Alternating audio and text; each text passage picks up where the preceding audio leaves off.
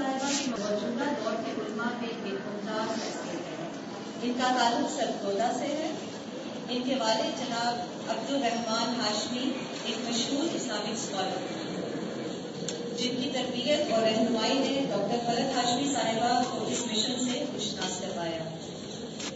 دین کے اس بابرکت کام میں انہیں اپنے شوہر ڈاکٹر ادریس زبیر کی بھی بھرپور معاونت حاصل رہی، جو کہ ایک مشہور حدیث اسکالر ہیں.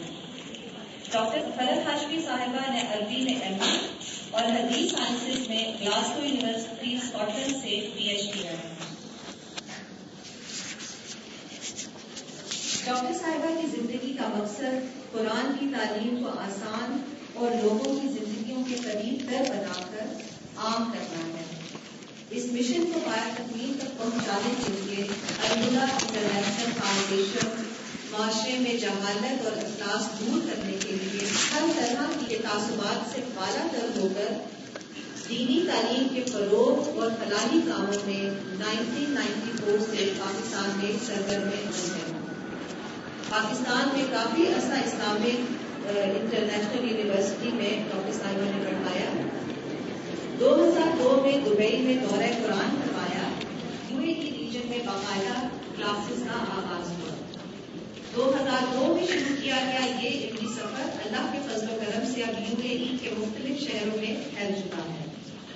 ہمارا ڈیڈیکیٹڈ اسٹاف اور ان کی انتھک محنت اور کام اور دعوے کے کام کو آگے بھرپور طریقے سے پہنچانے کے جذبے کی وجہ سے آج الحمدللہ دبئی میں اس وقت 6 برانچز پاکستان ایسوسی ایشن، الملا plaza, کرامہ branch, جمیرہ island, Arabian branches اور جمیرہ 3 میں ہیں. ابوظہبی اور شارجہ میں بھی ایک برانچ موجود ہے.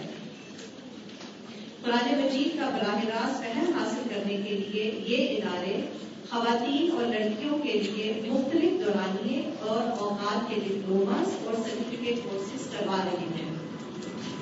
بچوں کے لیے بھی شام کے اور سمر کورسز اویلیبل ہیں. اس کے علاوہ ڈاکٹر صاحبہ کی تعلیمات کی کیسٹس، سیریز اور internet per lectures on line بھی موجود ہیں، جس سے دنیا بھر کے لوگ مستفید ہو رہے ہیں. مزید معلومات کے لیے آپ ریسیپشن سے بھی رجوع کر سکتے ہیں. اب میں محترمہ استاذہ ڈاکٹر فرحت ہاشمی صاحبہ سے گزارش کرتی ہوں کہ وہ یہاں تشریف لائیں اور اپنے علم سے ہمیں مستفید کریں.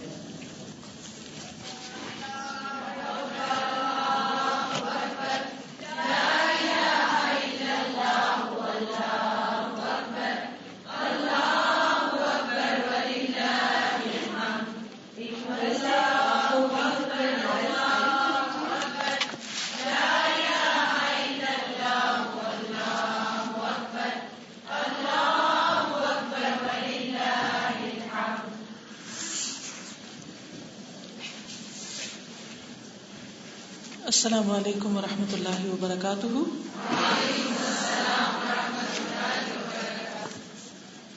چھٹی کے دن، آرام کے دن، سیر و تفریح کے دن، آج یہاں سب آنے والوں کو اور اللہ کے رسول صلی اللہ علیہ وسلم کی حکمت کے بارے میں شوق رکھنے والوں کو، اس کے بارے میں جاننے والوں کو خوش آمدید کہتی ہوں.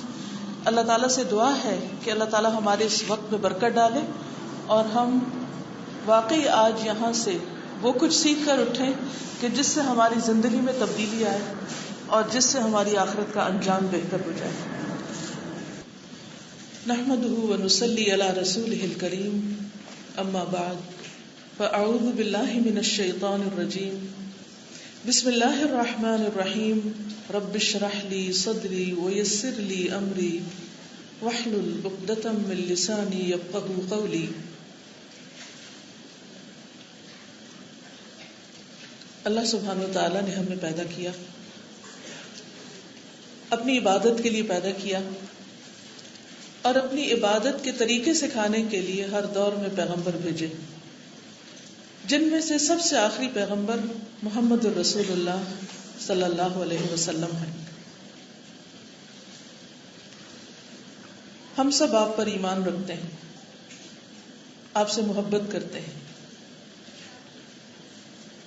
آپ کو اپنے والدین، اپنی اولاد اور دنیا کے تمام انسانوں سے زیادہ عزیز جانتے ہیں. آپ ہمارے لیے وہ ہستی جنہیں ہم اپنی جان سے بھی زیادہ پیارا رکھتے ہیں, جن کی خاطر ہم جان بھی قربان کر سکتے ہیں. اللہ کے رسول صلی اللہ علیہ وسلم نہ صرف یہ کہ ہمارے حبیب ہیں, ہمارے محبوب ہیں, بلکہ وہ اللہ کے بھی محبوب ہیں. اللہ سبحانہ و تعالیٰ نے انہیں ایک بلند مقام عطا کیا ہے. اس کا اعتراف مسلمان تو کرتے ہی ہیں, لیکن غیر مسلموں نے بھی کیا ہے. آپ سب جانتے ہیں کہ 1978 میں ایک کتاب لکھی گئی تھی, نیو یارک سے چھپی تھی, ایک امریکی نے لکھی تھی, The 100 کے نام سے. 100 لوگ, یعنی دنیا کی تاریخ کے وہ 100 لوگ جنہوں نے سب سے زیادہ انسانی تاریخ پر اپنا اثر چھوڑا, سب سے زیادہ انفلوئنس تھا جن کا. اور ان میں محمد الرسول اللہ صلی اللہ علیہ وسلم کو اس نے نمبر 1 رکھا. نیوٹن کو نہیں رکھا, عیسیٰ علیہ السلام کو نہیں رکھا, کسی اور سائنٹسٹ کو نہیں رکھا, بلکہ محمد الرسول اللہ صلی اللہ علیہ وسلم کو رکھا, اور کہا کہ آپ دینی اور دنیاوی دونوں اعتبار سے دنیا کے کامیاب ترین انسانوں میں سے نمبر 1 ہیں. صرف دینی اعتبار سے نہیں, صرف ریلیجسلی نہیں, بلکہ دنیاوی میٹرز میں بھی. اور اس میں آپ دیکھیے کہ اگر ہمیں کامیابی چاہیے, اور کامیابی کا لفظ ایسا ہے جس سے سب محبت رکھتے ہیں, اور ہم سب کامیاب ہونا چاہتے ہیں, اور کسی بھی موقع پر ناکام نہیں ہونا چاہتے, تو کامیابی کا یہ معیار جو اللہ سبحانہ وتعالیٰ نے ہماری دین اور دنیا دونوں کے لیے نبی صلی اللہ علیہ وسلم کی شکل میں ہمارے سامنے رکھا, ان کے بارے میں نہ جاننا کسی کے ساتھ نہیں, صرف اپنے ساتھ زیادتی, اپنے اوپر ظلم.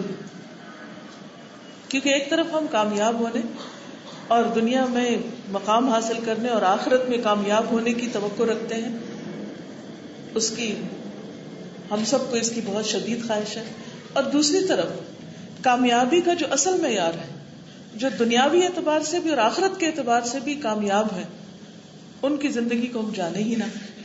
یا صرف سرسری طور پر اپنے سلیبس کی کتابوں میں یا کہیں کسی لیکچر کی شکل میں کچھ جان کر اگر ہم یہ سمجھیں کہ ہم نے جاننے کا حق ادا کر دیا ہے, تو یہ درست نہ ہوگا. ایک انگریز مورخ ہے کارلائل, اس نے نبی صلی اللہ علیہ وسلم کو نبیوں کا ہیرو قرار دیا ہے.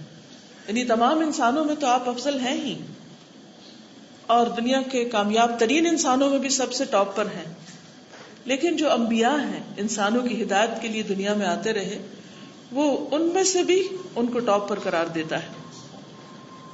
اور یہ ایک حقیقت ہے کہ آپ صلی اللہ علیہ وسلم آپ اپنے بچپن میں بھی ایسی شخصیت رکھتے تھے کہ جسے دیکھ کر سب متاثر ہوتے تھے. آپ کے دادا آپ کو دیکھ کر کہتے کہ ان لہذا الغلام لشأن, کہ اس بچے کا مستقبل عظیم ہوگا, اس بچے کی شان بلند ہوگی. آثار کچھ ایسے ہی بتاتے ہیں کہ یہ ایک غیر معمولی بچہ ہے, ایکسٹرا آرڈنری.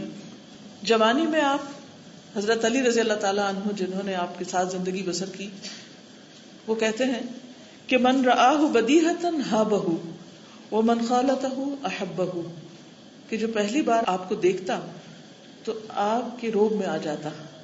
من رآہ بدیہۃ ہابہ, آپ اسے مروب کرتے, امپریس کرتے. ومن خالطہ, اور جو آپ کے ساتھ گھل مل جاتا, یعنی آپ کے ساتھ اس کا واسطہ پڑتا, معاملہ ہوتا, اٹھنا بیٹھنا ہوتا, وہ آپ سے سوشلائز کرتا, احبہ, وہ آپ سے محبت کرنے لگتا. اس معیار پر کون پورا اترتا ہے کہ ایک انسان بیک وقت اس کے اندر روب بھی ہو, لیکن اس کے ساتھ ساتھ جب اس سے میل ملاقات ہو, اس سے تعلق ہو, اس سے واسطہ پڑے, تو اس سے محبت بھی ہو جائے. یہ صرف اسی کے لیے ہو سکتا ہے جس کے اخلاق بلند ہوں. نبی صلی اللہ علیہ وسلم کی جب حضرت خدیجہ کے ساتھ شادی ہوئی, تو شادی کے موقع پر ابو طالب جو آپ کے چچا تھے, انہوں نے جو خطبہ دیا, اس خطبے میں آپ نے اپنے بھتیجے کی جو شان بیان کی, وہ کہتے ہیں کہ ان محمدن ابن اخی لا یوزن بہ فتى من قریش الا رجح علیہ شرفا ونبلا وفضلا وعقلا. محمد میرے بھائی کے بیٹے قریش کے کسی بھی جوان کا مقابلہ اگر ان سے کیا جائے تو محمد صلی اللہ علیہ وسلم اس پر زیادہ ترجیح رکھتے ہیں، پریفرنس رکھتے ہیں، شرف، نجابت، فضل اور عقل کے اعتبار سے. یعنی اللہ سبحانہ وتعالی نے آپ کو بہترین طریقے پر پیدا کیا، بہترین بچپن عطا کیا، بہترین جوانی عطا کی اور پھر نبوت سے نوازا. یہ سب کچھ، یہ سارا اہتمام کیوں کیا گیا؟ کس کے لیے؟ ہم سب کے لیے، پوری انسانیت کے لیے. کیونکہ اللہ سبحانہ وتعالیٰ نے قرآن مجید میں فرمایا کہ وَمَا أَرْسَلْنَاكَ إِلَّا رَحْمَةً لِّلْعَالَمِينَ، ہم نے آپ کو سارے جہان والوں کے لیے رحمت بنا کر بھیجا. رحمت، جی ہاں، ہم پر رحم فرمانے کے لیے اللہ سبحانہ وتعالیٰ نے ہم پہ رحمت کرتے ہوئے، ہم پر احسان کرتے ہوئے ہمارے لیے ایک عملی نمونہ، اسوہ حسنہ رسول اللہ صلی اللہ علیہ وسلم کی شکل میں ہمارے لیے بھیجا، جنہوں نے نہ صرف یہ کہ ہمیں قرآن پڑھ کر سنایا، نہ صرف یہ کہ قرآن کی تعلیم دی، تزکیہ کیا، بلکہ اس کے ساتھ ساتھ حکمت کی بھی تعلیم دی. قرآن مجید میں اللہ تعالیٰ فرماتے ہیں، سورۃ آل عمران کی آیت نمبر 164 ہے، سب کی جانی پہچانی سورت، جانی پہچانی آیت، لقد من اللہ علی المؤمنین اذ بعث فیہم رسولا من انفسہم. البتہ تحقیق، یقینی طور پر اللہ تعالیٰ نے اہل ایمان پر بہت بڑا احسان کیا کہ ان میں سے ایک رسول انہی کے اندر سے اٹھایا، یتلو علیہم آیاتہ، جو ان پر اس کی آیات پڑھ کر سناتا ہے، ویزکیہم، اور ان کا تزکیہ کرتا ہے، ویعلمہم الکتاب والحکمہ، اور انہیں کتاب اور حکمت کی تعلیم دیتا ہے. تو نبی صلی اللہ علیہ وسلم کی آمد ہم سب کے لیے اس معنی میں رحمت ہے کہ آپ نے ہمیں اللہ سبحانہ وتعالیٰ سے جوڑا، اپنے خالق کی پہچان دی، اللہ تعالیٰ کی معرفت عطا کی، کیونکہ آپ سب سے بڑھ کر اللہ تعالیٰ کو خود جاننے والے تھے.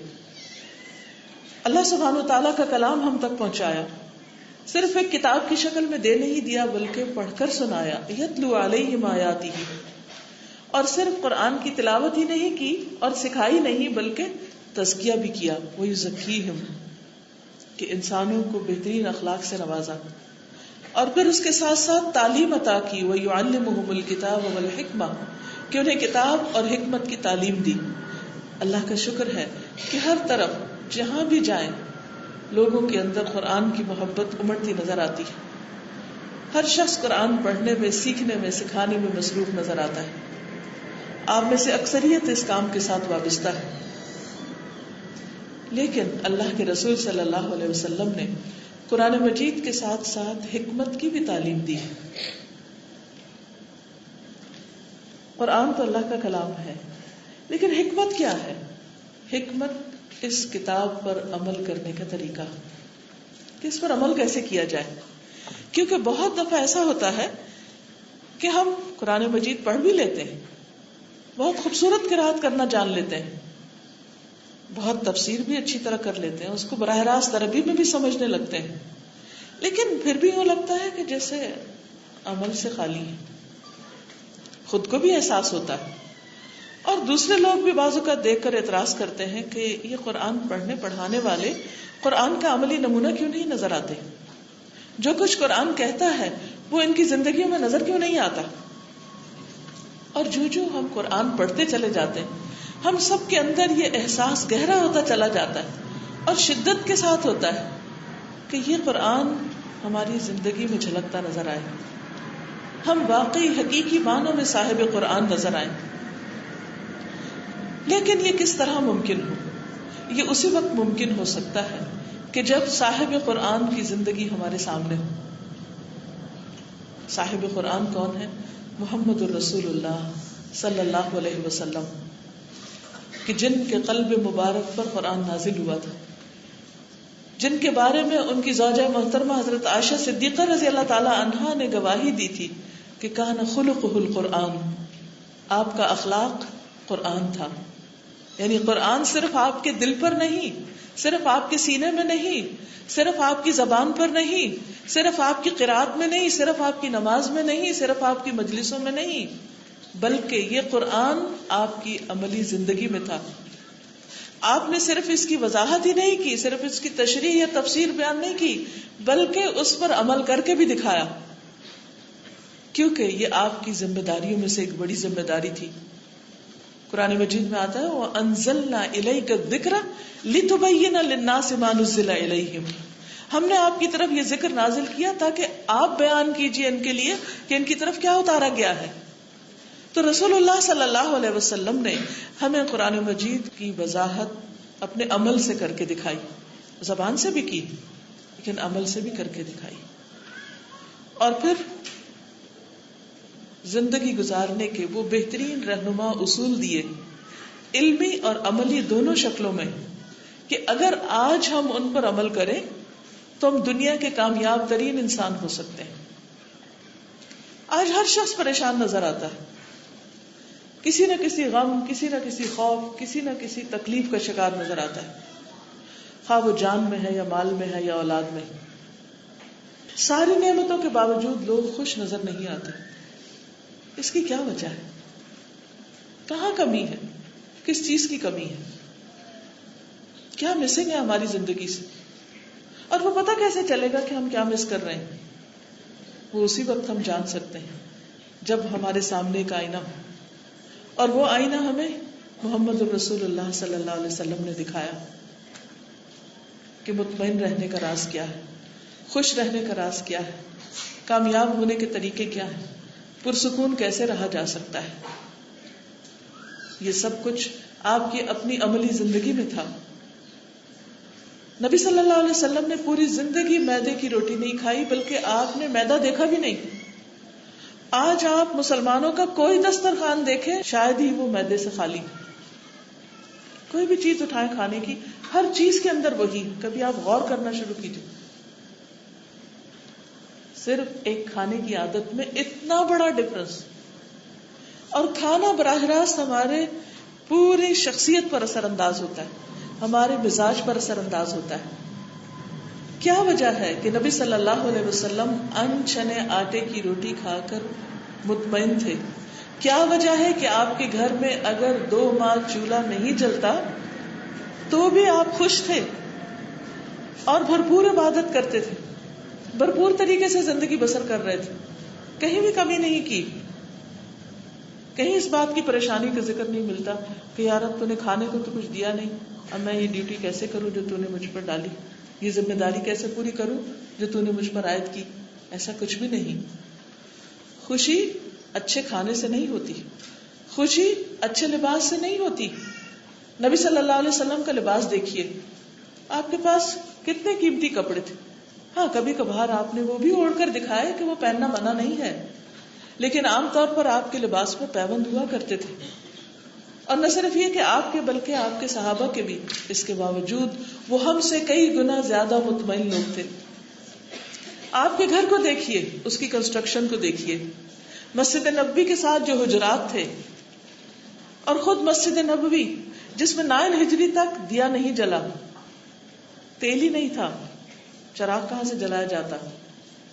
وہ چھتیں جن پر کوئی بھی ایسی چیز نہیں تھی کہ جسے کسی بھی طرح آج ہماری کسی چیز سے نسبت ہو، جن گھروں میں ہم رہتے ہیں.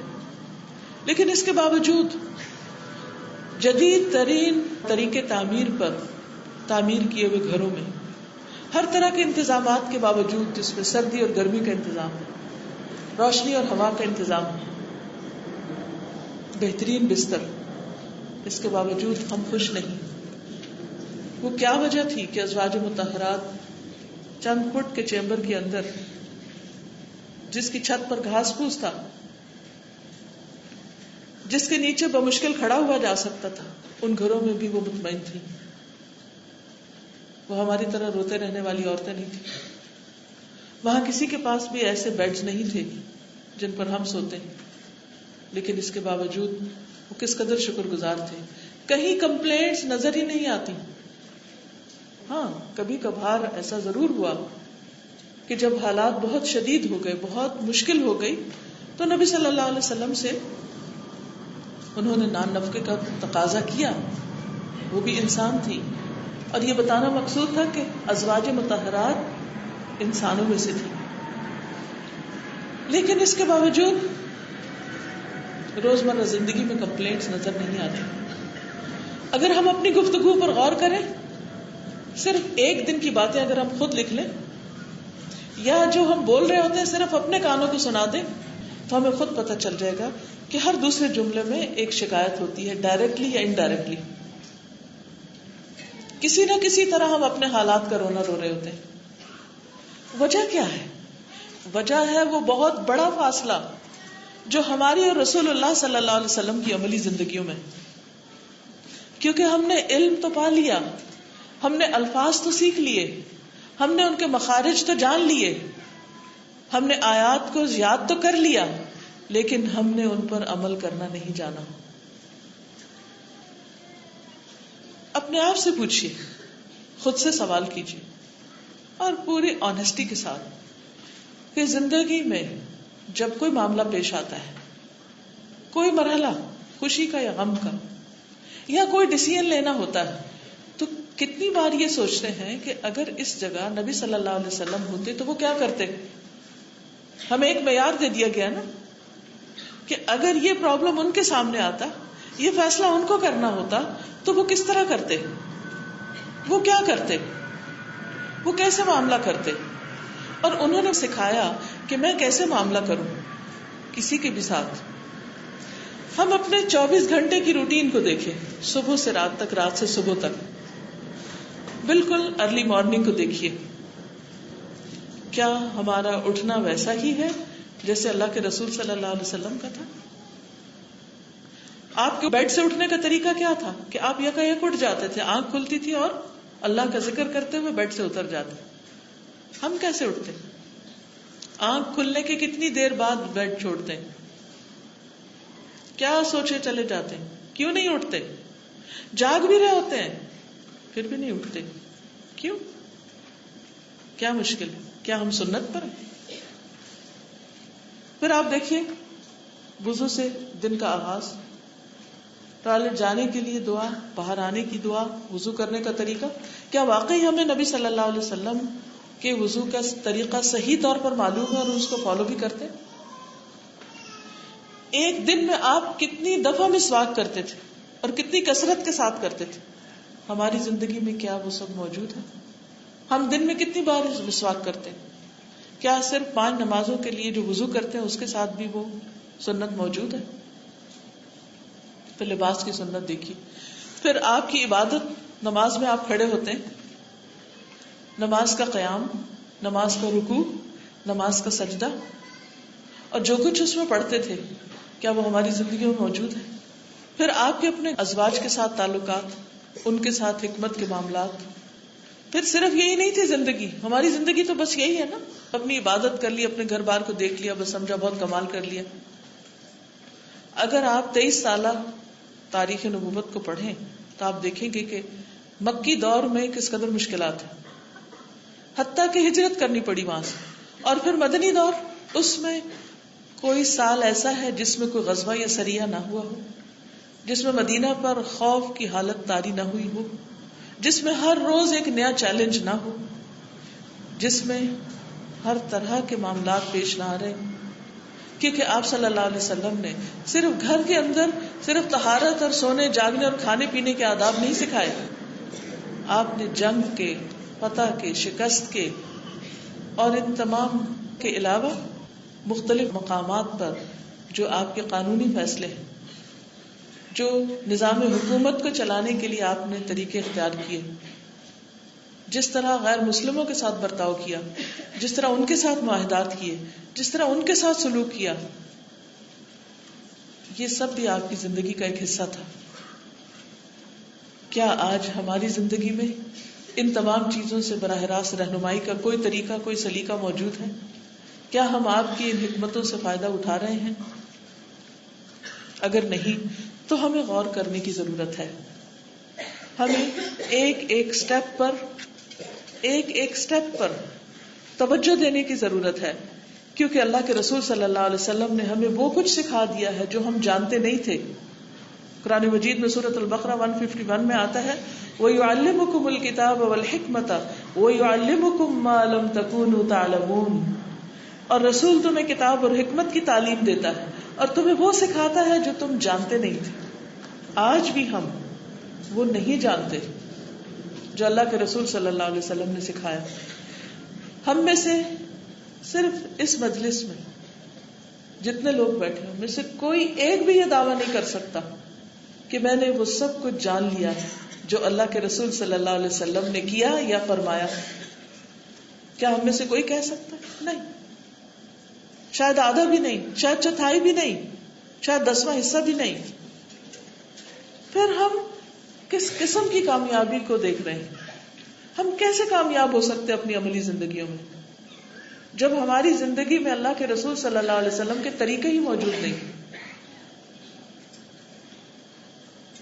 لہذا بہت ضروری ہے کہ ہم آپ سے اپنا قریبی تعلق قائم کریں، آپ کی سیرت کا گہرائی سے مطالعہ کریں. 2 دن پہلے ایک خاتون مجھے ملی تو کہنے لگی کہ میرے بچوں کی پیدائش کے موقع پر مجھے ڈاکٹر بیڈ ریسٹ بتا دیا کرتا ہے.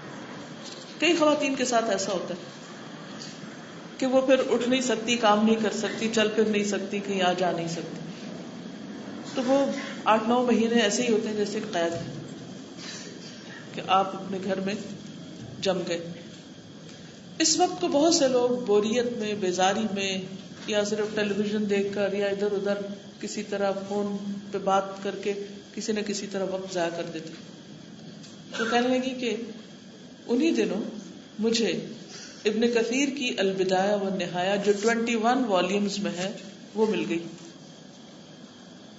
اور کہتی کہ میں نے اس کو اول سے آخر تک سارا پڑھ ڈالا. یہ ہے نا وقت کا صحیح استعمال. ہم میں سے کتنی خواتین ایسی ہیں کہ جنہوں نے اپنے ایسے کسی وقت کو کہ جس میں ان کے اوپر منیمم ذمہ داریاں تھیں، وہ ریسٹ، بیڈ ریسٹ، 9 مہینے کا ریسٹ. اور اگر اتنا ریسٹ ملا ہے تو اس میں کیا کچھ نہیں کیا جا سکتا. لیکن ہم نہیں جانتے کہ ہمیں کرنا کیا ہے. ایسا نہیں کہ ہمارے پاس وقت نہیں ہوتا، وقت ہوتا ہے لیکن کوئی منصوبہ بندی نہیں ہوتی، کوئی پلاننگ نہیں ہوتی، کوئی طریقہ نہیں ہوتا کہ جس سے ہم اپنے وقت سے صحیح فائدہ اٹھا سکیں. اس لیے بہت ضروری ہے کہ ہم اگر چاہتے ہیں کامیابی تو لازم ہے ہمارے اندر ہو حکمت، اور اگر ہم چاہتے ہیں حکمت تو لازم ہے کہ ہم رسول اللہ صلی اللہ علیہ وسلم کی شاگردی اختیار کریں. اور آپ کی زندگی کا صرف سرسری نظر سے نہیں، کیونکہ حکمت صرف سرسری علم سے نہیں آتی. حکمت از ڈیپر نالج، یعنی سطحی شیلو نہیں بلکہ گہرائی میں جا کر ایک چیز کو سمجھنا اور جاننا.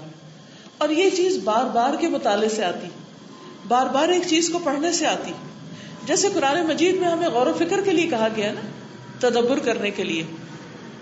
اور اس کے لیے کیا ضروری ہوتا ہے کہ ہم پھر بار بار ایک چیز کو پڑھیں. اسی طرح حکمت کے لیے صرف ایک دفعہ کسی کتاب کا پڑھ لینا یا سرسری نظر سے پڑھ لینا کافی نہیں ہوتا. اور یاد رکھیے کہ اگر یہ چیز مل گئی، یعنی حکمت رسول صلی اللہ علیہ وسلم نصیب ہو گئی، تو گویا سب کچھ مل گیا. کیونکہ اللہ سبحانہ وتعالیٰ فرماتے ہیں یؤتی الحکمت من یشاء ومن یؤت الحکمت فقد اوتی خیرا کثیرا. اللہ تعالیٰ حکمت عطا کرتا ہے جس کو چاہتا ہے، اور حکمت بٹ رہی ہے. اللہ کے رسول صلی اللہ علیہ وسلم نے تقسیم کی ہے، بانٹی ہے، دی ہے. لیکن اگر ہم آپ سے کنیکشن ہی نہیں رکھیں گے تو وہ ہم تک نہیں پہنچے گی. اور جس کو حکمت دی گئی اسے خیر کثیر عطا کر دی گئی، بہت زیادہ بھلائی مل گئی جو وہ چاہتا تھا. لیکن اس بات کو کون سمجھتا ہے؟ فرمایا وما یذکر الا اولو الالباب. نصیحت قبول نہیں کرتے مگر عقل والے، جن کے اندر عقل ہوتی ہے، سمجھ ہوتی ہے، سینس ہوتی ہے، شعور ہوتا ہے، وہی اس بات کو جانتے ہیں کہ حکمت کتنے فائدے کی چیز ہے اور اس کے آ جانے کے بعد زندگی کتنی آسان ہو جاتی ہے. اس کے لیے میں آپ کے سامنے نبی صلی اللہ علیہ وسلم کی چند اور باتیں رکھوں گی، اور اس میں پھر آپ حکمت کو تلاش کیجئے کہ آپ نے بندوں کو یہ سمجھ بوجھ دینے کے لیے کیا طریقے اختیار کیے، کیا تعلیم دی، اور اس میں ہم اپنی عملی زندگی میں اس کو کس طرح لا سکتے ہیں. مثلا اب آپ دیکھیے کہ حکمت کا اصل سورس کہاں ہے، منبع کہاں ہے، چشمہ کہاں ہے، کہاں سے رہا ہے؟ اللہ سبحانہ وتعالی سے. کس پر آ رہا ہے؟ محمد الرسول اللہ صلی اللہ علیہ وسلم. اور کس کے لیے آ رہا ہے؟ ہم سب کے لیے.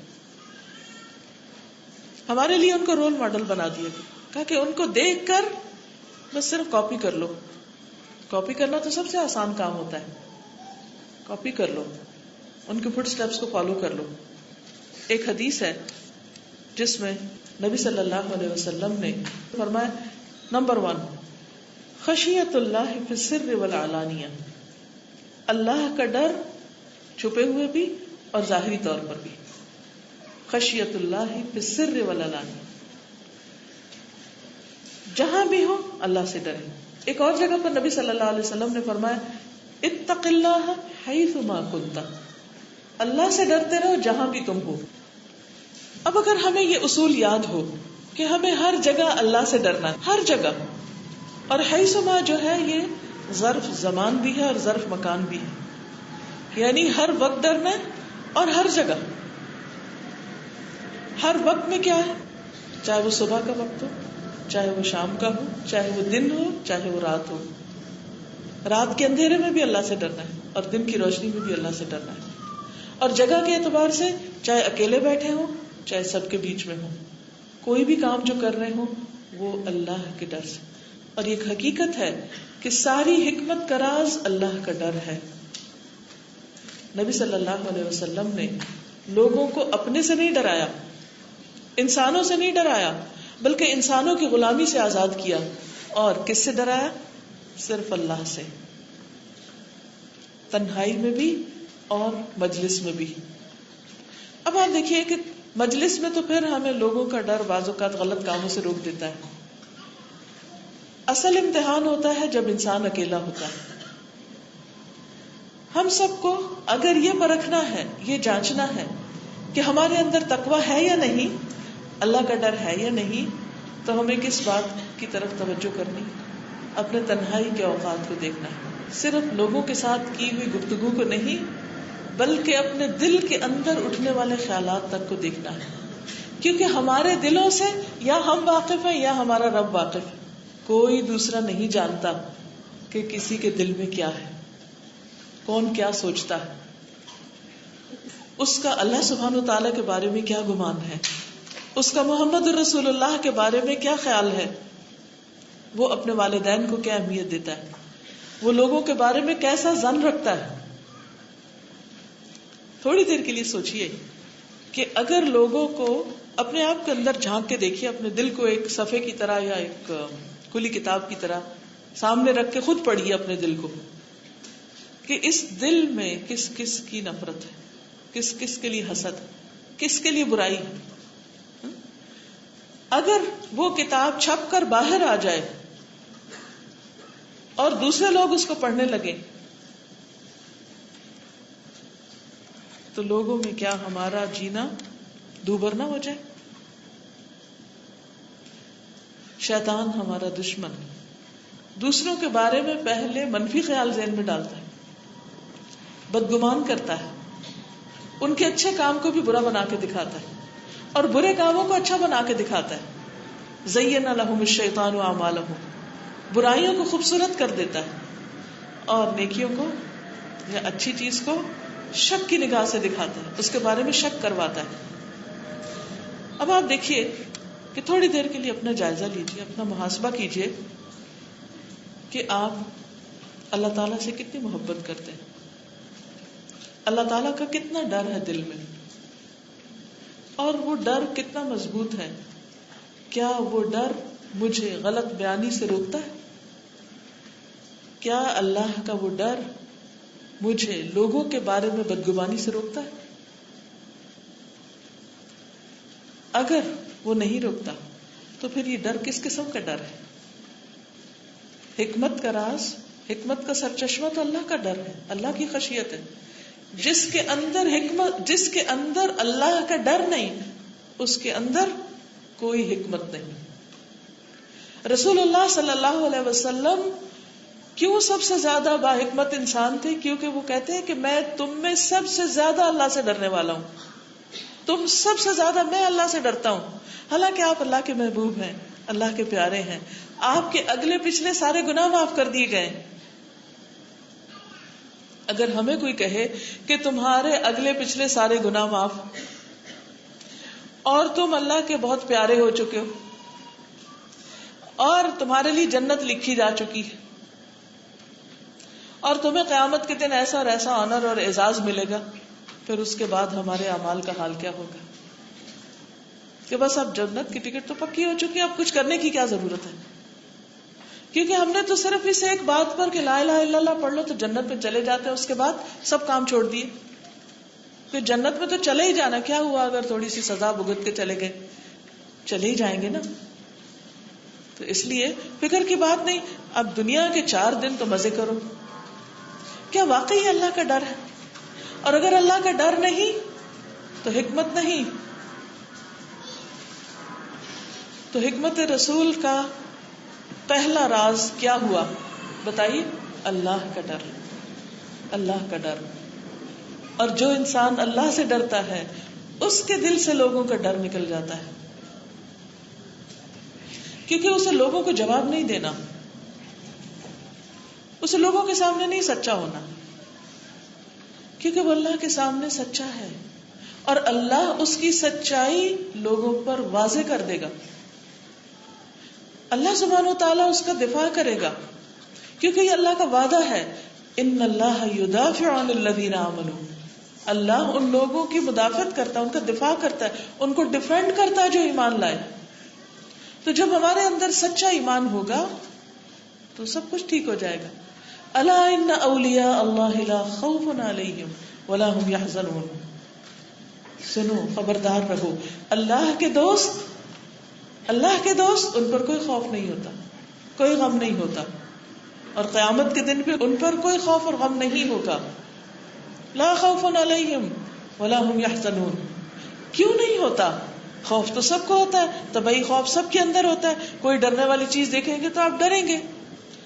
مختلف لوگوں کو مختلف فوبیاز بھی ہوتے ہیں. لیکن اللہ پر ایمان اور اللہ کا تقوی اور اللہ کا ڈر انسان کے اندر ایسا توکل پیدا کر دیتا ہے، ایسا یقین پیدا کر دیتا ہے کہ کوئی تکلیف آ نہیں سکتی مگر اللہ کے اذن سے. ما اصابک لم یکن لیخطئک. جو تمہیں پہنچا ہے وہ تم سے خطا ہونے والا ہی نہیں تھا، وہ تو آنا ہی تھا. وما اخطأک لم یکن لیصیبک. اور جو تم سے خطا ہو گیا یعنی تم پہ نہیں لگا آ کے، وہ تمہیں نہیں آنا تھا. تو مومن اللہ سے ڈرنے والا ہر وقت خوف کا شکار نہیں رہتا کہ پتہ نہیں پھر کیا ہو جائے گا، پتہ نہیں یہ کیا کہہ دے گا، پتہ نہیں وہ فلاں چیز نہ ہو جائے، پتہ نہیں چھت نہ گر جائے، پتہ نہیں زمین نہ پھٹ جائے، آگ نہ لگ جائے. وہ اللہ پہ بھروسہ کرتا ہے کہ میرا دفاع اور میری حفاظت کرنے والا اللہ ہے. لک الحمد انت قیوم السماوات والارض. تیری ہی لیے ساری تعریف ہے، تو آسمان و زمین کو قائم کرنے والا ہے، تو ہر چیز کو تھامے ہوئے، تو سب کو کنٹرول کیے ہوئے، تو سنبھالے ہوئے ہے. اسی لیے تو آسمان نہیں گرتا ہم پہ. اور اگر وہ نہ تھامے، وہ نہ زندگی دے، وہ مارنا چاہے تو اس کے لیے کچھ دیر بھی نہیں. اس لیے حکمت کا سب سے بڑا فائدہ کیا ہے کہ دل میں صرف ایک خوف آ جاتا ہے اور باقی نکل جاتے ہیں، اور یہی عقل مندی. لیکن آپ دیکھیے کہ ہمارے دلوں میں اللہ کے سوا ہر ایک کا خوف ہے، اللہ کا ڈر کوئی نہیں. کیونکہ اگر اللہ کا ڈر ہو تو پھر ہم ہر قدم پھونک پھونک کے رکھیں، سوچ سوچ کے بولیں، اپنے سارے معاملات میں بہت کانشیس ہو جائیں. دوسری چیز، والقصد فی الفقر والغنى، درمیانہ روی. اعتدال کی راہ، فقر میں بھی، محتاجی میں بھی اور امیری میں بھی.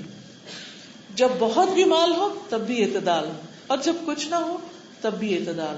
ہر حال میں اعتدال، درمیانی راہ. یہ ایک بہترین خوبصورت اصول ہے زندگی کا.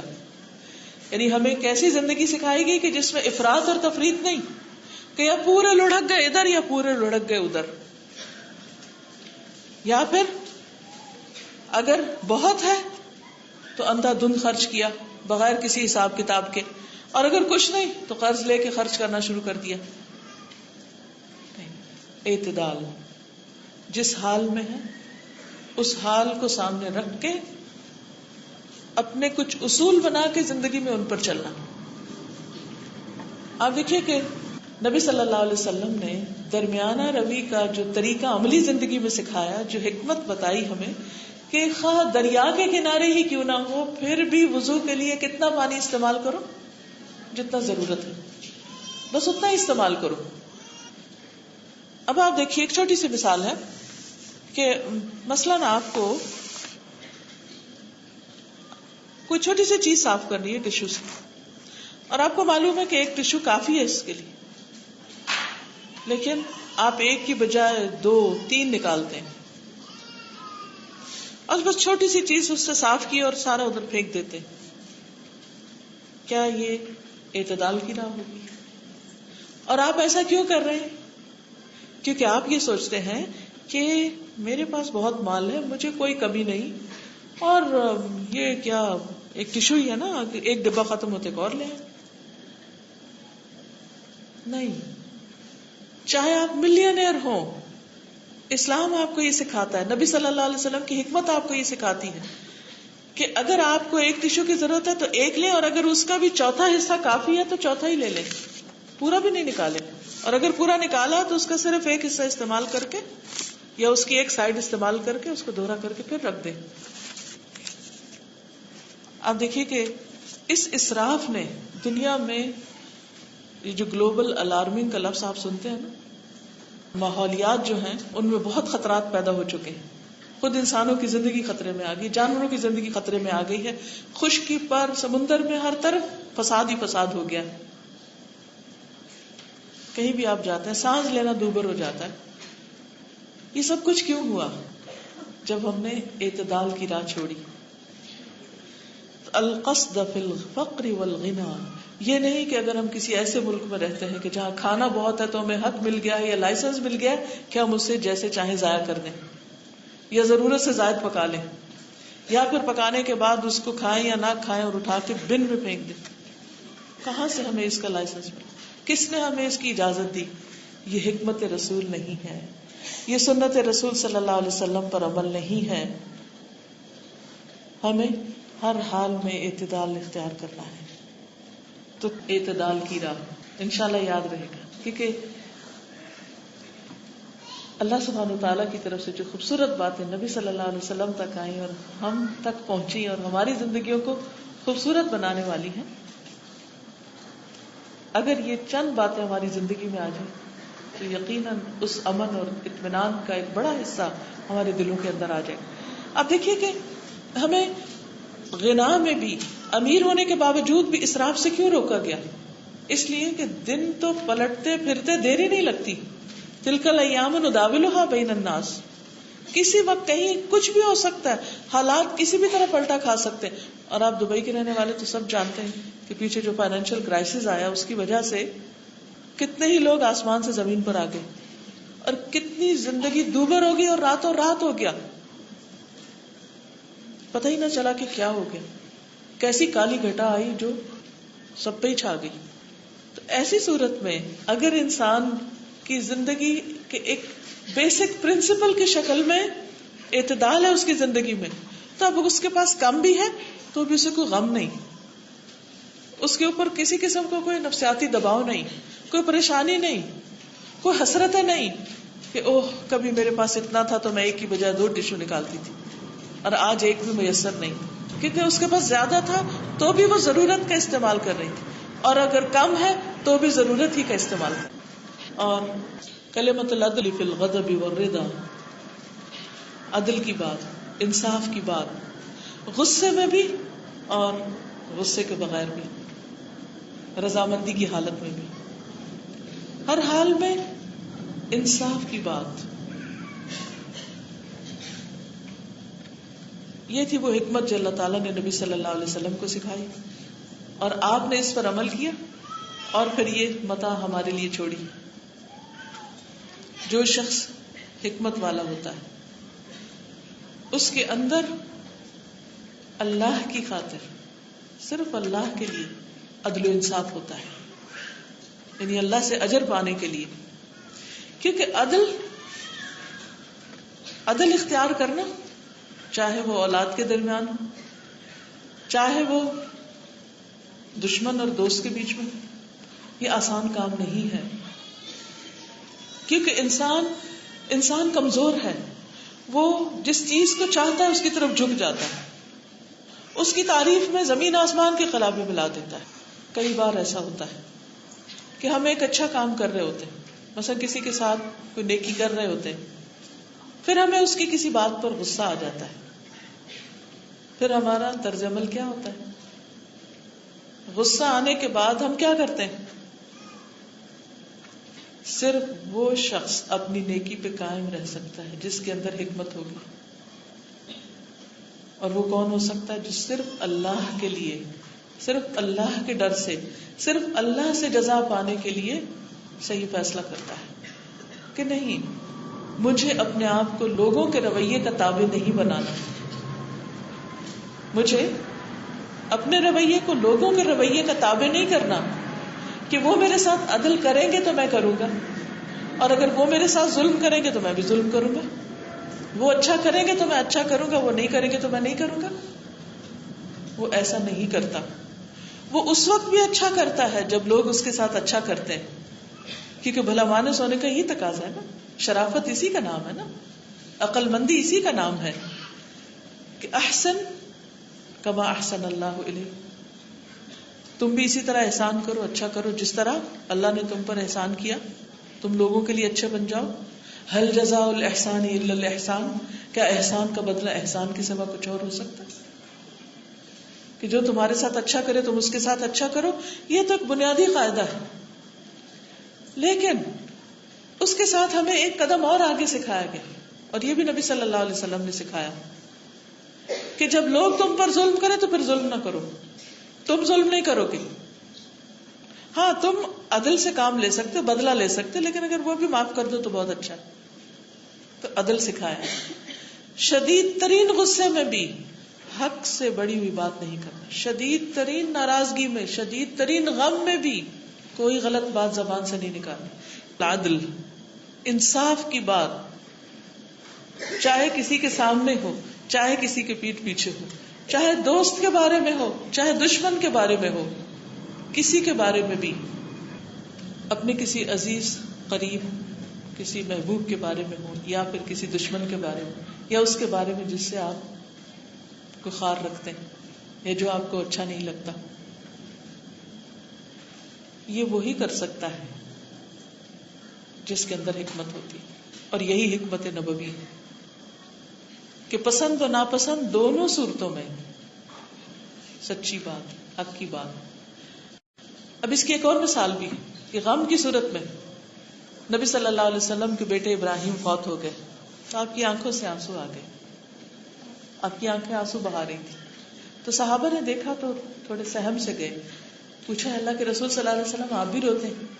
فرمایا ہاں، دل غمگین ہے، آنکھیں آنسو بہاتی ہیں، لیکن زبان سے صرف وہی نکلتا ہے جو اللہ تعالیٰ کو پسند ہے. کلمۃ العدل وہ ہے جو اللہ کا پسندیدہ کلمہ ہے. اور آپ کو معلوم ہے کہ اسلام نے عدل کا جو کانسیپٹ دیا ہے وہ شاید دنیا میں کسی اور مذہب نے نہیں دیا، کسی اور آئیڈیالوجی میں نہیں. اس وقت بھی ہارورڈ کا اسکول آف لا جو ہے اس میں قرآن مجید کی ایک آیت جس میں عدل کی بات کی گئی ہے وہ ان کی وال پر، ان کی لائبریری کی وال پر لکھی ہوئی ہے. اس آیت کا ترجمہ کہ جس میں آتا ہے کہ عدل کرو خواہ تمہارے والدین یا قریبی رشتہ داری کیوں نہ ہو، اگر کوئی فقیر ہوگا تو اللہ اس کو اپنی رحمت سے غنی کر دے گا. والدین جن کا احترام ہم پہ لازم ہے، جن کے ساتھ احسان کرنا اللہ کا حکم ہے، اگر وہ بھی حق سے ہٹی ہوئی بات کرتے ہیں، کسی پر ظلم کرتے ہیں، زیادتی کرتے ہیں، کسی کو ستاتے ہیں، اور کہیں اس بات کی گواہی دینی پڑتی، ویسے گھروں میں آپ دیکھیے کتنے جھگڑے ہوتے ہیں، ساس بہو کے جھگڑے ہوتے رہتے ہیں نا، اور بہت دفعہ ساس زیادتی کر رہی ہوتی، لیکن ہم کس لیے چپ رہتے ہیں، کیوں نہیں بولتے؟ کیونکہ ماں ہے نا، اب ماں کو تو نہیں کہہ سکتے کہ وہ زیادتی کر رہی ہے. تو ایسی صورت میں آپ دیکھیے کہ قرآن کیا کہتا ہے کہ اگر والدین بھی زیادتی کر رہے ہیں، وہ بھی ظلم کر رہے ہیں، تو اس موقع پر خاموشی نہیں اختیار کی جا سکتی. اگر ان کا قصور ہے تو اس حد تک جتنا ہے بس اتنا، عدل وہی ہے نا، برابر جتنا ہے اتنا ہی اس کا ذکر کیا جا سکتا ہے اگر کہیں ضرورت پڑے، اور اس ظلم سے روکا جا سکتا ہے، چاہے والدین ہو، چاہے استاد ہو، چاہے کوئی بڑا ہو. العدل فی الغضب والرضا. حکمت کا دوسرا اصول کیا ہوا؟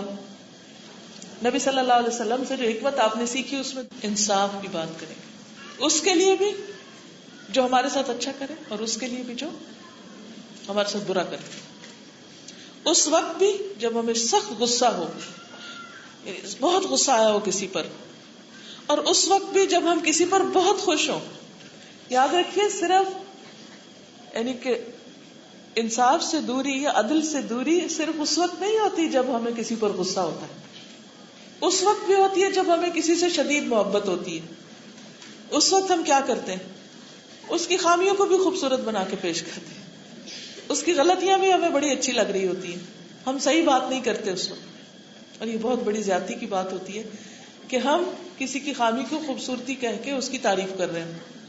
اکثر مائیں یہی جہالت برتتی اپنے بچوں کے معاملے میں.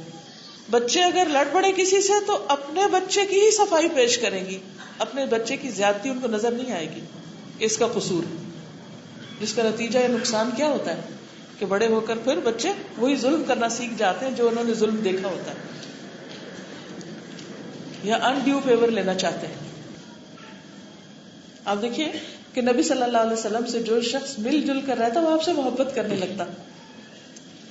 کتنی بڑی کوالٹی. کیوں؟ اس لیے کہ آپ اس بات کا انتظار نہیں کرتے تھے کہ کوئی آپ کی طرف آگے بڑھے، کیونکہ آپ کا مقام بہت بلند ہے، بلکہ آپ کیا کرتے کہ کوئی اگر بے رخی بھی اختیار کرتا تو آپ خود اس کی طرف توجہ دیتے. ایسا کرنے والے ہر ایک کا دل جیت لیتے ہیں. اس کے برعکس کمپلینٹ کرنے والے کہ اس نے تو مجھے سلام نہیں کیا، اس نے تو مجھے پوچھا ہی نہیں، اور اس نے تو مجھ سے کھانا سرو کرنا شروع نہیں کیا، اور اس نے تو میرا لحاظ ہی نہیں کیا، اور اس نے تو مجھے دیا تو کیا دیا. جو گھریلو زندگی میں، خاندانوں میں، رشتہ داریوں میں، میل ملاپ میں عموماً کیا شکوے شکایات ہوتے ہیں؟ یہی تو ہوتے ہیں. چھوٹی چھوٹی چیزوں پر ہم ناراض ہو جاتے ہیں، چھوٹی چھوٹی چیزوں پر تعلقات میں سرد مہری آ جاتی ہے. ہسبینڈ وائف کے بیچ میں آپ دیکھ لیجئے کہ تعلقات میں خرابی کیوں آتی. چھوٹی چیز سے بات شروع ہوتی ہے جو بہت بڑی بن جاتی کیونکہ وہ ساری جمع ہو جاتی ہے. مثلاً ایک شخص آپ کی طرف توجہ نہیں دے رہا تو انتظار نہ کیجیے، آپ آگے بڑھ جائیے. اب یہ قدم سب سے بھاری قدم ہوتا ہے، سب سے مشکل فیصلہ ہوتا ہے کہ جو ہمیں نہ دے ہم اس کو دیں. بہت مشکل. جو ہمارا حق نہ دے ہم اس کو حق دیں. نبی صلی اللہ علیہ وسلم کی حکمت ہمیں وہاں نظر آتی ہے جہاں آپ نے اپنے دشمنوں کو اپنا دوست بنا لیا، ان کے ساتھ ایسا معاملہ کیا کہ ان کے دل جیت لیے. یہی اصل کامیابی ہے نا دنیا میں. کل شام کہیں جانے کا اتفاق ہوا تو وہاں خواتین کچھ بات کر رہی تھی اپنے خاندان کی ایک کسی خاتون کے بارے میں، اور شاید زندگی میں میرا پہلا موقع تھا کہ میں نے کسی سے اتنی تعریف کسی کی سنی. تو دو چار لوگ تو کہنے لگے کہ یہ جو خاتون ہے فلاں اور فلاں، پورا خاندان ان سے خوش ہے، ان کی ساس، ان کی نندیں، ان کے بچے، ان کے بڑے، ان کے بزرگ، چھوٹا، سب ان سے بہت خوش ہیں. تو میں اس بات پہ غور کرنے لگی کہ وہ کیا کوالٹی ہے، وہ کیا خوبی ہے، وہ کون سی چیز ہے جس کی وجہ سے یہ پورے خاندان کے سب کی پسندیدہ ہے. وہ کیا ہے؟ آپ کیا سمجھتے کیا ہوگی؟ کہ وہ سب سے لینے والی ہوگی، یہ مجھے کیا دے رہا ہے، وہ مجھے کیا دے رہا ہے، مجھے کیا دے رہا ہے، بچے مجھے کیا کر رہے ہیں، میرے ساتھ کیا کر رہے ہیں، بڑے کیا کر رہے ہیں، یہ کیا کر رہا ہے، وہ کیا کر رہا ہے، ان کی نظر اس پہ ہوگی. کیا خیال ہے آپ کا؟ بتانے لگے کہ ان کی بیٹی کی منگنی تھی اور سارا خاندان شریک تھا اور ہر ایک کا یہ تھا کہ ہم بس کسی طرح پہنچ جائیں. وہ کون ہوتا ہے کہ جہاں ہم چاہتے ہیں کہ ہم کسی طرح پہنچ جائیں؟ اور کتنے ہی شادیوں کے انویٹیشن ہوتے ہیں تو ہم کہتے ہیں یا اللہ اب یہ حاضری لگوانی ہے، کسی طرح ہو کر آ جائیں. یہ ڈفرنس کیوں ہے؟ یہ فرق کس چیز کا ہے؟ یہ اسی اخلاق کا ہے کہ انسان لینے والوں میں نہیں دینے والوں میں بن جائے. ہر وقت اس کی سوچ یہ ہو کہ میں دوسرے کے ساتھ کیا اچھا کرتا ہوں. آپ دیکھیے کہ اگر آپ کا یہ رویہ ہوگا تو آپ کے دل سے شکایت نکل ہی جائے گی، کیونکہ آپ اس پہ سوچ ہی نہیں رہے کہ دوسرا کیا کر رہا ہے، آپ یہ کر رہے ہیں کہ میں اس کے ساتھ کہاں سے بھلا کر سکتا ہوں. اور یہ کیوں کریں گے آپ؟ کس کے لیے؟ اللہ کے لیے. وَلِرَبِّكَ فَاصْبِرْ، اپنے رب کی خاطر. کیا ہم جب کسی ایسے کے ساتھ جڑیں گے جو ہمارے ساتھ کاٹنے کی فکر میں ہو تو اس کا اجر ہمارا رب ہمیں نہیں دے گا؟ وہ ضرور دے گا. وہ ہمارے اٹھنے والے ایک ایک قدم کو گن لے گا کہ اس نے میرے بندے کے ساتھ کیا معاملہ کیا. اور آپ یقین کیجئے کہ بہت سے کیسز میں صرف شیطان کی ڈالی ہوئی غلط فہمیاں ہوتی ہیں جو ایک دوسرے کے ساتھ کولڈ رویے میں، ناراضگی میں اور زیادہ کام کرتی ہیں. وہ غلط فہمیاں اور زیادہ پکی ہو جاتی. وہ چیز جس کی کوئی بیس ہی نہیں ہوتی، بنیاد ہی نہیں ہوتی، وہ اتنا بڑا جن بن کے نظر آتی.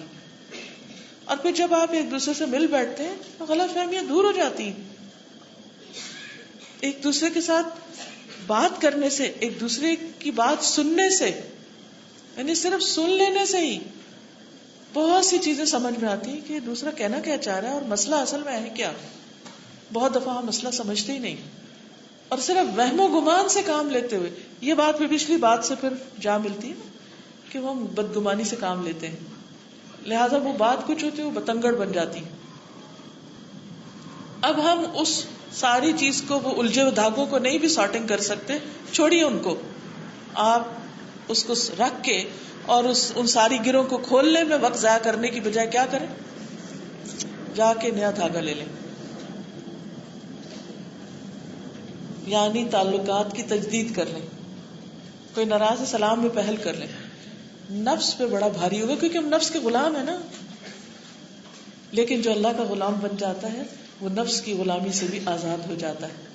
اور اصل آزادی اس کی ہے جو اپنے نفس کی غلامی سے آزاد ہے، کہ اس کا نفس، اس کا دل، اس کی خواہش یہ کہہ رہی نہیں نہیں نہیں تم نے نہیں کرنا، تم آخر اتنے گرے پڑے، تم ہی پہل کیوں کرو، تمہیں کوئی کچھ نہیں دیتا تم کیوں دو، تمہیں نہیں یاد فلاں فلاں دن اس نے کیا کہا تھا، فلاں فلاں موقع، تم اتنے بغیرت. نہیں، ایسی کوئی چیز، ایسا کوئی کلام نبی صلی اللہ علیہ وسلم کی زندگی میں ہمیں نظر نہیں آتا.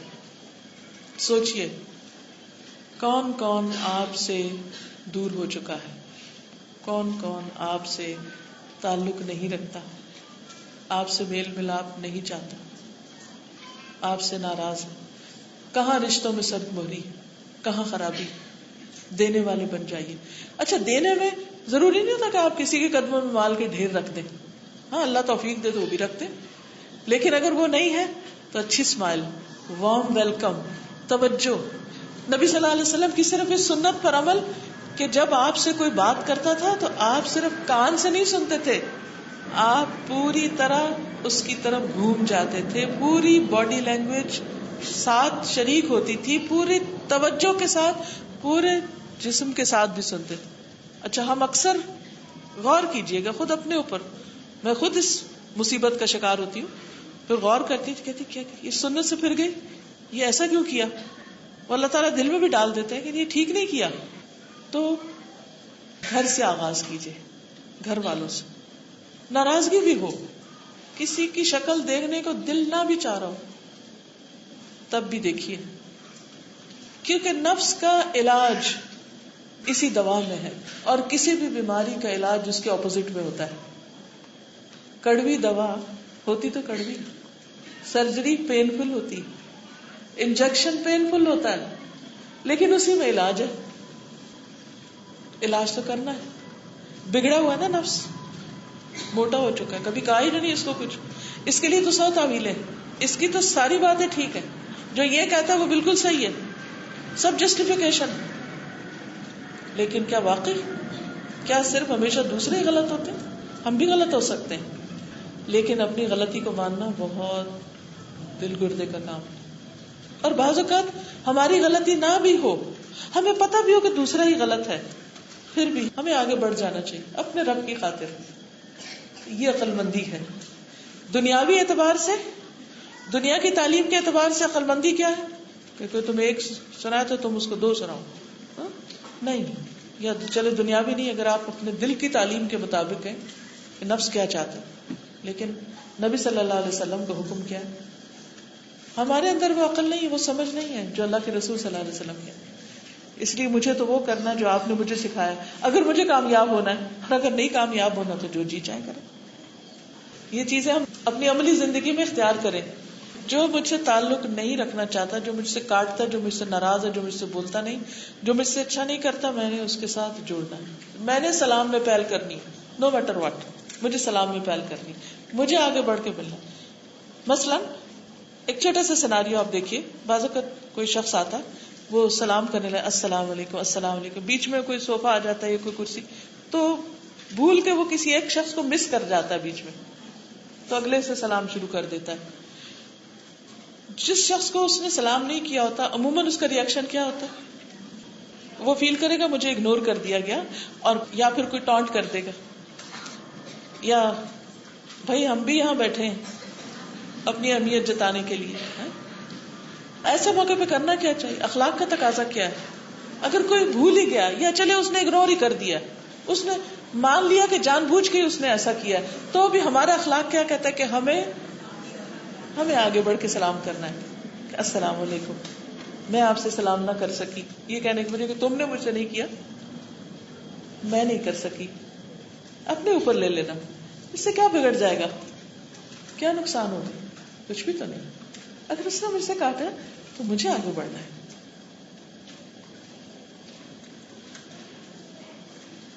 جو مجھے اگنور کرے گا، میں نے کیا کرنا ہے؟ میں نے اس کو اگنور نہیں کرنا. بعض اوقات ایسا ہوتا ہے نا، آپ کسی اتھارٹی میں ہوتے ہیں، جیسے گھر میں ماں کی اتھارٹی، اسکول میں آپ کسی بینک میں کہیں جاب کر رہے ہیں، کچھ کر رہے ہیں، آپ کسی اتھارٹی میں ہوتے ہیں. بعض لوگ آپ سے جیلس ہوتے ہیں، آپ کی اتھارٹی مانتے ہی نہیں، آپ کو ایکسپٹ کرتے ہی نہیں. اکثر لوگوں کو یہ مشکل پیش آتی ہے کام کے دوران کہ وہ آپ کو ایکسپٹ نہیں کرتے.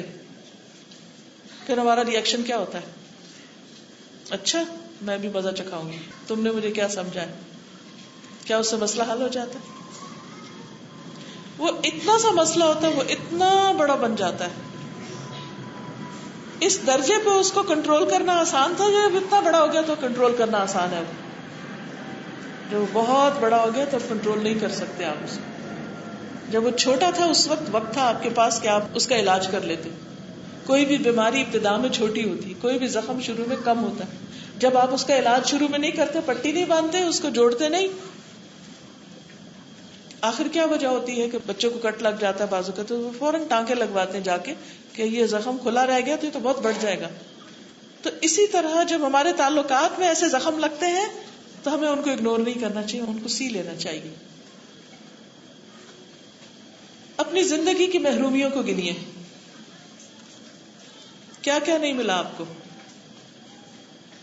اچھے ماں باپ نہیں ملے، اچھا شوہر نہیں ملا، اولاد بہت بگڑی ہوئی ہے، اچھی اولاد نہیں ملی، ہمسائے اچھے نہیں ہیں.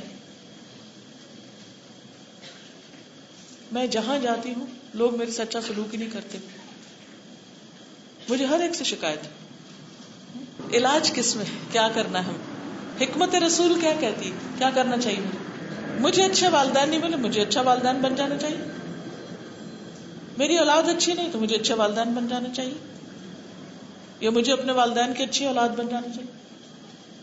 وہ عام طور پر مشہور ہے نا کہ جب کوئی بہو ہوتی ہے تو کہتی ہے میری ساس اچھی نہیں، جب ساس بن جاتی کہتی ہے بہو اچھی نہیں ملی. ایک عام مسئلہ ہے ہمارے معاشرے کا، بہو کو ساس نہیں اچھی ملتی، ساس کو اچھی بہو نہیں ملتی.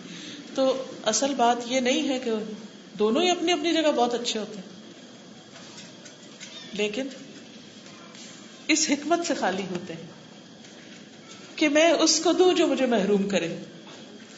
ساس بہو کے جھگڑے میں بھی یہ ہوتا ہے نا کہ بہوؤں کو اکثر یہ شکایت ہوتی ہے کہ ہماری ساس اپنی بیٹیوں کو تو خوب نوازتی اور بہو کو کچھ نہیں دیتی، یا یہ کہ فلاں بہو تو بہت لاڈلی ہے، ہمارے ساتھ ہی ساری زیادتی ہوتی. کیا کرنا چاہیے؟ علاج کس میں ہے؟ حل کہاں ہے؟ سولوشن کیا ہے؟ سولوشن سوچنا چاہیے نا. سولوشن حکمت رسول میں ہے صلی اللہ علیہ وسلم. کیا ہے بتائیے؟ ساس اچھا سلوک نہیں کر رہی، مانی ہوئی بات ہے، سارا محلہ کہتا ہے اچھی نہیں ہے، سب کی گواہیاں آپ کے پاس.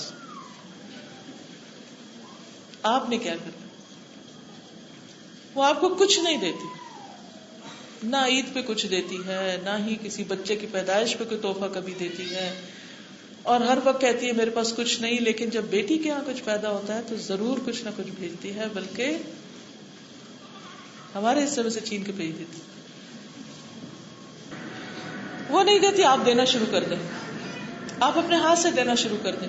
اس کو بھی دیں، اس کے پیاروں کو بھی دیں، اس کو بھی دیں، اس کو پیاروں کو بھی دیں. وہ تو پھر بھی نہیں خوش ہوتی. یہ بھی کر کے دیکھ لیا، جب نہیں دیتے تھے تب بھی نہیں خوش تھی، جب دیتے ہیں تب بھی خوش نہیں. اب ہمیں چین کیسے آئے؟ ہمیں سکون کیسے ملے؟ وہ تو اللہ ہی کے لیے دیا تو تبھی دے سکے، ورنہ کہاں دیتے. بالکل صبر، دعا، یہ سب چیزیں اپنے ساتھ ہیں. دیکھیے اپنے دینے کو نہیں چھوڑیے، بس وہ نہیں بھی خوش تب بھی دیتے رہیے، وہاں سے نہیں بھی ملتا تب بھی دیتے رہیے، کیونکہ جب تک وہ مجھے محروم کرتے رہیں گے میرا ارادہ ہے کہ میں انہیں دیتی ہی رہوں گی. مجھے دینا ہی دینا، چاہے وہ مجھے کچھ بھی نہ دے پھر بھی مجھے دینا، کیونکہ میرے نبی نے یہی فرمایا، میرے نبی نے یہی کیا، ان کی حکمت یہی ہے، اسی حکمت میں کامیابی ہے. کیا اللہ محسنین کا اجر ضائع کرتا ہے؟ آپ اپنے پاس لکھ کے رکھ لیجئے، وہ آپ کو ساس کے ذریعے تو نہیں دلوائے گا کیونکہ آپ کا ٹیسٹ ہے، وہاں آپ کا امتحان ہے، لیکن آپ کے لیے کسی اور جگہ اتنی بڑی اپرچونٹی کھولے گا کہ آپ سوچ بھی نہیں سکتے. اچھا وہاں جب آپ کو ملے گا تو آپ کو نہیں یاد ہوگا کہ اللہ تعالیٰ آپ کے اس احسان کو بدلہ دے رہا ہے، آپ کو یاد ہی نہیں ہوگا. هل جزاء الاحسان الا الاحسان. جب بھی زندگی میں کوئی ایک دروازہ بند ہو، جب کوئی شخص آپ کی مدد سے ہاتھ کھینچ لے، جب کوئی یہ کہے بہت ہو چکا، بعض اوقات اپنے ماں باپ کہہ دیتے ہیں بہت کر لیا، اپنے لیے خود کماؤ، خود اپنا گزارا کرو، ہم نہیں جانتے تم کون ہو. بعض اوقات ان کی بھلائی کے لیے کہتے تاکہ وہ اپنے پاؤں پہ کھڑے ہونا سیکھیں. بعض بچوں کو پیرنٹس سے بہت شکایت ہوتی ہے کہ ان کے پاس اتنا کچھ ہے لیکن ہمارے لیے کچھ نہیں. اور دنیا میں بہت سی ایسی مثالیں ملتی ہیں کہ لوگوں نے پوری پوری جائیدادیں فی سبیل اللہ دے دی اور اپنے بچوں کے لیے کچھ بھی نہیں چھوڑا. بچوں کو بہت شکایتیں ہوتی ہیں. پھر ایسی صورت میں اگر انسان صرف والدین کی زیادتیوں پر یا کسی کی بھی زیادتیوں پر کڑتا رہے، جلتا رہے، روتا رہے تو بات نہیں بنے گی. نہیں، جب وہ آپ کے پاس آئے کچھ لینے کے لیے تو آپ نہیں محروم کریں گے، کیونکہ حکمت رسول یہ کہتی ہے کہ میں اس کو دوں جو مجھے نہ دے. آپ پھر بھی دیں گے. اور اب آپ محسن کے درجے پر، محسن کے مقام پر کھڑے ہیں. ایک ہوتا ہے نا مومن اور پھر ایک محسن، مختلف درجات ہیں کاموں کے. آپ محسن کے درجے پہ کھڑے ہیں اور آپ کے لیے اللہ کا وعدہ ہے کہ وہ آپ کا احسان ضائع نہیں کرے گا. ان اللہ لا یضیع اجر المحسنین، وہ آپ کو ضرور دے گا. اور واقعی ایسا ہوتا ہے، ایک دروازہ بند ہوتا ہے کئی کھلتے ہیں، کئی کھلیں گے. صرف یقین رکھیے، اللہ تعالیٰ کے اس وعدے پر یقین رکھیے، اس لیے کہ وہ الفتاح ہے، وہ کھولنے والا ہے. ایسے موقع پر جب کوئی انسان آپ کی مدد سے ہاتھ کھینچ لے تو اللہ سے مانگیے اللہم افتح لی ابواب رحمتک. اور ویسے بھی جو شخص ہر روز مسجد جاتا ہو وہ تو لازمی یہ دعا پڑھتا رہے گا اللہم افتح لی ابواب رحمتک. اللہ میرے لیے اپنی رحمتوں کے دروازے کھول دے. بندے تو خود محتاج ہیں, وہ کس کو کب تک کیا دے سکتے ہیں؟ اصل بادشاہ کون ہے؟ اصل مالک کون ہے؟ خزانے کس کے پاس ہیں؟ کس کے اختیار میں ہیں؟ اللہ رب العالمین کے, جو سارے جہانوں کو پال رہا ہے. کیا وہ مجھے اور آپ کو نہیں پالے گا؟ جو سب کو دے رہا ہے, کیا وہ مجھے اور آپ کو محروم ہی رکھے گا؟ ہرگز ایسا نہیں ہو سکتا. نبی صلی اللہ علیہ وسلم جب پہلی وحی کے بعد غار حرا سے تشریف لائے تو بہت پریشان تھے. حضرت خدیجہ نے ان کو سہارا دیا اور کیا کہا, کلا واللہ لا یخزیک اللہ ابدا, ہرگز نہیں, اللہ کی قسم اللہ آپ کو کبھی بھی رسوا نہیں کرے گا, کیونکہ آپ محتاجوں کی مدد کرتے ہیں. آپ جن لوگوں کے پاس کچھ نہیں ہوتا خود ان کو کما کر کھلاتے ہیں, رشتہ داروں سے صلہ رحمی کرتے ہیں. ان کے سارے اچھے اچھے اوصاف گنا دیے. یعنی اس کا مطلب کیا تھا؟ ابھی تو اسلام کا آغاز ہو رہا ہے, لیکن یہ بات فطرت میں تھی کہ جو کسی کے ساتھ احسان کرتا ہے اللہ سبحانہ و تعالیٰ لازماً اس کے لیے راہیں کھول دیتا ہے. وقتی طور پر کچھ لوگوں کے ذریعے آزمائش ضرور آتی ہے, اور پھر اللہ تعالیٰ بعض اوقات انہی لوگوں کے ذریعے آزماتا ہے جو ایک وقت میں آپ پر بہت مہربان ہوتے ہیں. تو انسان حیران ہوتا ہے کہ فار نو ریزن وہ بالکل ہر چیز الٹ کیوں گئی. اللہ دکھانا چاہتا ہے وہ نہیں دے رہے تھے, وہ اللہ دے رہا تھا. وہ شوہر نہیں تھا, وہ والدین نہیں تھے جو تمہارے رازق ہوں, وہ اللہ تھا جو ان کے ذریعے تمہیں دلوا رہا تھا. اگر اللہ نے والدین لے لیے وہ کوئی اور دروازہ کھولے گا, اگر اللہ نے شوہر لے لیا وہ کوئی اور دروازہ کھولے گا, کیونکہ رازق اللہ ہے. تو اس لیے ہمیں اس کو بھی دینا ہے جو ہمیں دے, اس کو بھی دینا ہے جو ہمیں محروم کرے. بندوں سے توقعات نہیں رکھنی. کس سے توقع رکھنی ہے؟ اللہ سے توقع رکھنی ہے. اللہ کے لیے دینا ہے اور اللہ سے امید اور یقین رکھنا ہے کہ اللہ میرے لیے اپنی رحمتوں کے دروازے کھولے گا, ایک نہیں بہت سے کھولے گا. وہاں سے دے گا جہاں سے آپ سوچ بھی نہیں سکتے. من یتق اللہ یجعل له مخرجا وَيَرْزُقْهُ مِنْ حَيْثُ لَا يَحْتَسِبُ, جو اللہ سے ڈرتا ہے اللہ اس کے لیے ہر مشکل سے نکلنے کا راستہ بنا دیتا ہے, اور اس کو وہاں سے رزق دیتا ہے جہاں سے وہ سوچتا بھی نہیں, اس کو خیال بھی نہیں ہوتا, اس کے وہم و گمان میں بھی نہیں ہوتا, اس کے ذہن میں کبھی آئیڈیا بھی نہیں آیا ہوتا, اس نے کبھی اس کے لیے اسٹرگل بھی نہیں کی ہوتی. اللہ اس کے لیے وہ سب کھول دیتا دروازے.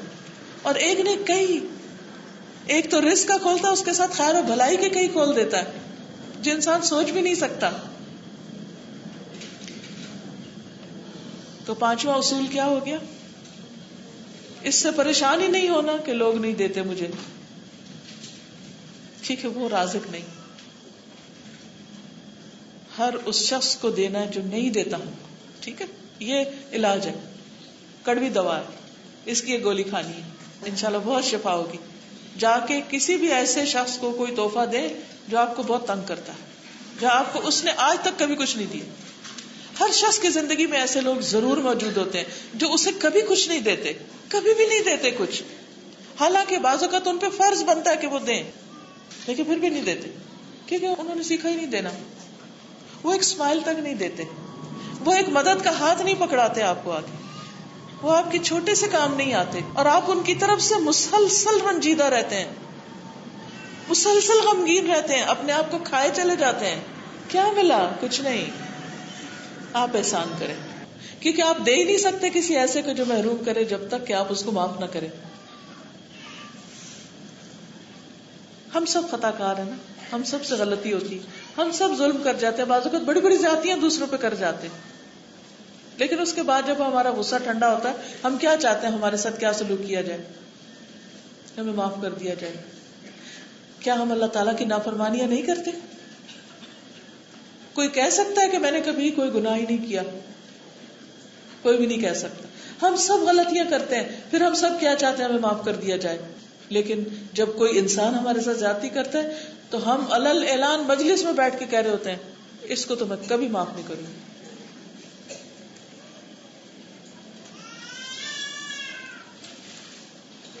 حضرت ابو بکر صدیق رضی اللہ تعالیٰ عنہ نے اس وقت کیا کیا تھا جب مستح نے حضرت عائشہ پر الزام لگایا تھا. ان کا وظیفہ بند کر دیا تھا, الاؤنس ختم کر دیا تھا. تو اللہ سبحانہ وتعالیٰ نے کیا فرمایا, الا تحبون ان یغفر اللہ لکم, تمہیں ایسا نہیں کرنا, کیا تم نہیں چاہتے کہ اللہ تم کو معاف کر دے, ان کو معاف کر دو. تو انہوں نے کہا کیوں نہیں اے رب, ہم چاہتے ہیں کہ تم ہمیں معاف کر دے. تو انہوں نے وہ وظیفہ پہلے سے دگنا کر دیا, رشتہ داروں کی جو مدد کرتے تھے اسے بڑھا دی.